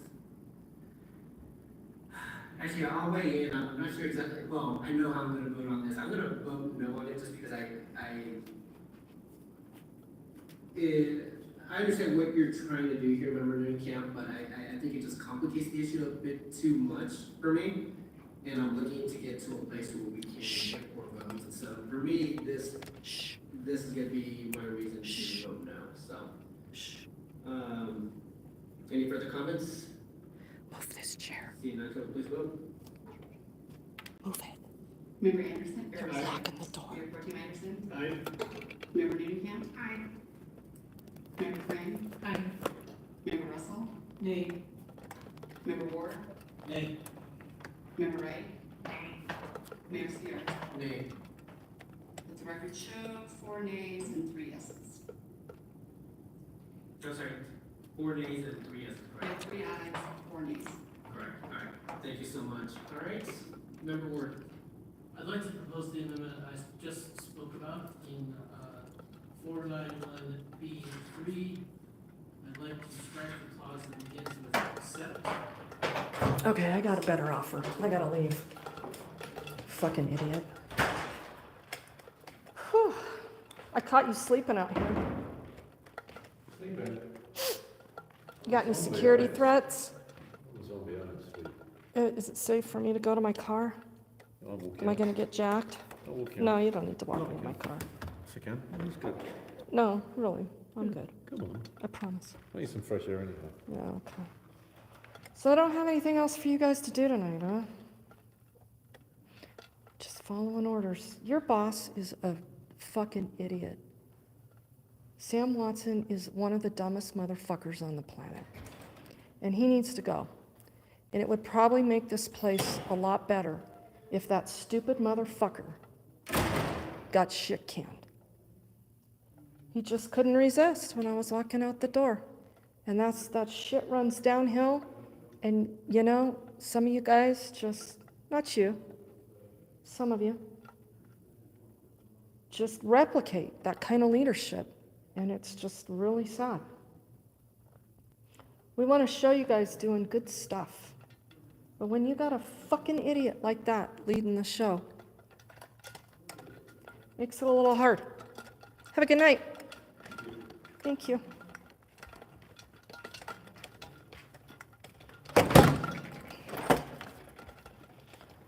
Whew, it's kind of humid in this building. What's going on?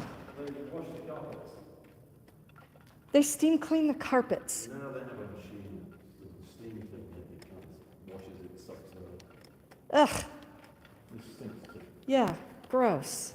On a 96-degree day. Wow, that's real smart. Are they going to have a late session tonight? Yeah, they are, because they haven't even gone into executive session.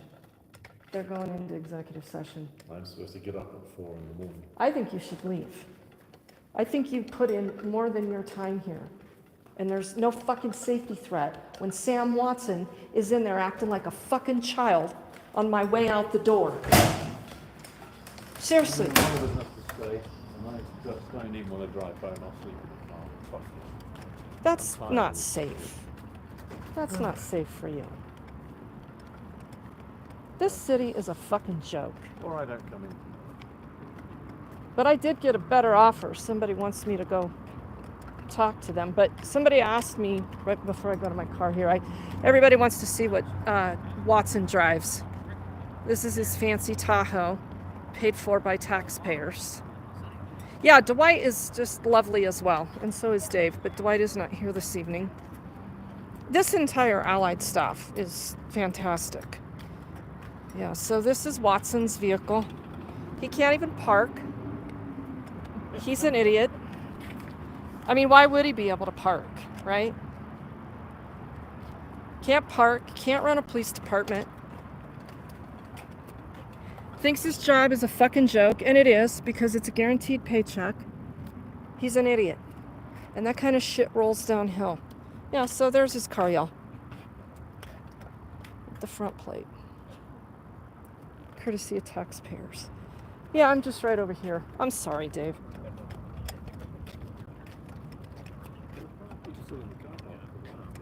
Well, you remember my car, it's got the bungee.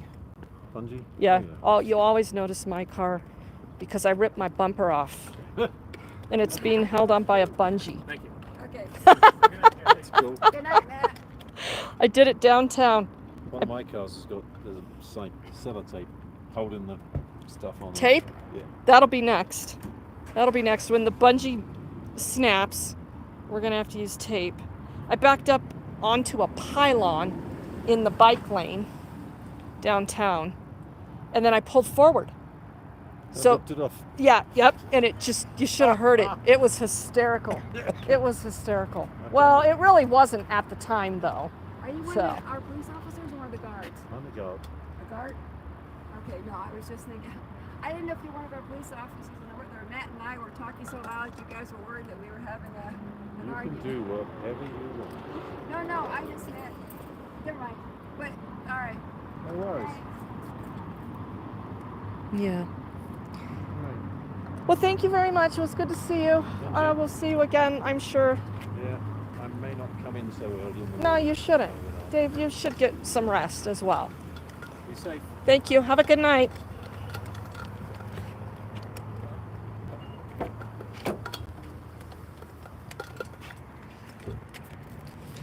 So, I've got to go have a little powwow with somebody.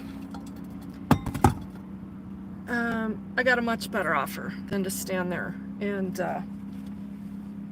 watch idiot Watson.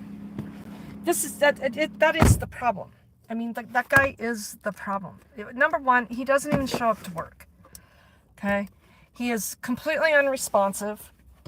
And I find it interesting that Chris Dewis, Mr. Dewis, that was standing up at the microphone talking about the assault that happened. Chief Watson went to his house today to check on him, make sure he was okay. Well, that's interesting. Did you go to Joe's house and go check on him? The guy they left on the sidewalk because your fucking dispatchers want to play games? Which, by the way, when I went to Swedish Hospital later that night, that little old man Joe was sitting in the waiting room waiting for an Uber. He'd been in the hospital all day. He'd hit his head when he fell. So he clearly needed medical, and he needed it the second I called. And Englewood, I told you, they are in charge of their own records. No one's ever going to know the truth. No one. That's great that Kim Wright asked for the records, the call records, in a counsel request. She's not going to get the truth. Englewood has done every single thing they can to manipulate, lie, deny, and make it impossible to access records. Ask yourself why. What is going on in the Englewood Police Department? Are every one of these cops assholes? No. They got some nice guys. They got some nice cops. Can you trust one of them? Absolutely not. Look at their leadership. Look how they're being ordered around. They literally used their dispatch to drum up charges on me for harassment, for recording a security guard who harassed the fuck out of me for 10 minutes telling me I couldn't use a bathroom. That's what Englewood is about. Sean Lewis has let this city run him. He's a horrible city manager. He needs to go. Watson needs to go. The city council, some shit needs to happen because it's the only way it can happen. And I was really glad to hear tonight that there is a citizen initiative to elect their mayor. Because this Stephen Joe and Othaniel show with a splash of Chelsea, they don't give a shit about working for the people. So I do hope that I can help support these people that are going to carry these petitions and help them get signatures. We'll see. I would gladly make time to walk a day or two for those folks. So, yeah. Maybe good things are happening. I don't know. But you guys, thank you for being in here. Hey, Princess, good to see you. My mods, thank you so very much. Bokomo, Aurora, Irish, I really appreciate you guys. Thanks for hanging out. I know this shit is kind of boring, but you never know what's going to happen in a Regan Benson stream. So, you know, I walked out the door. Vance Fender, the assistant chief of police, is sitting there with Sam Watson. I said, you two better get your shit together. And what does Sam do? Slides over in his chair. Shh! And I'm already halfway out the door. I turned around, I looked at him, gave him one chance. Shh! Did it again, and again, and again, and then tried to hand me a piece of paper. And then got a little uncomfortable when he figured out the camera wasn't going to leave and wait for his next performance. Then he's got to get up and go get a chair, look like an ass clown, put it in front of the door, hope that I sit in it and block the exit. You know what, dude? Fuck off. That's all for tonight. I'm going to go have a little powwow. You guys, thank you very much. We'll see you on the next one, and peace.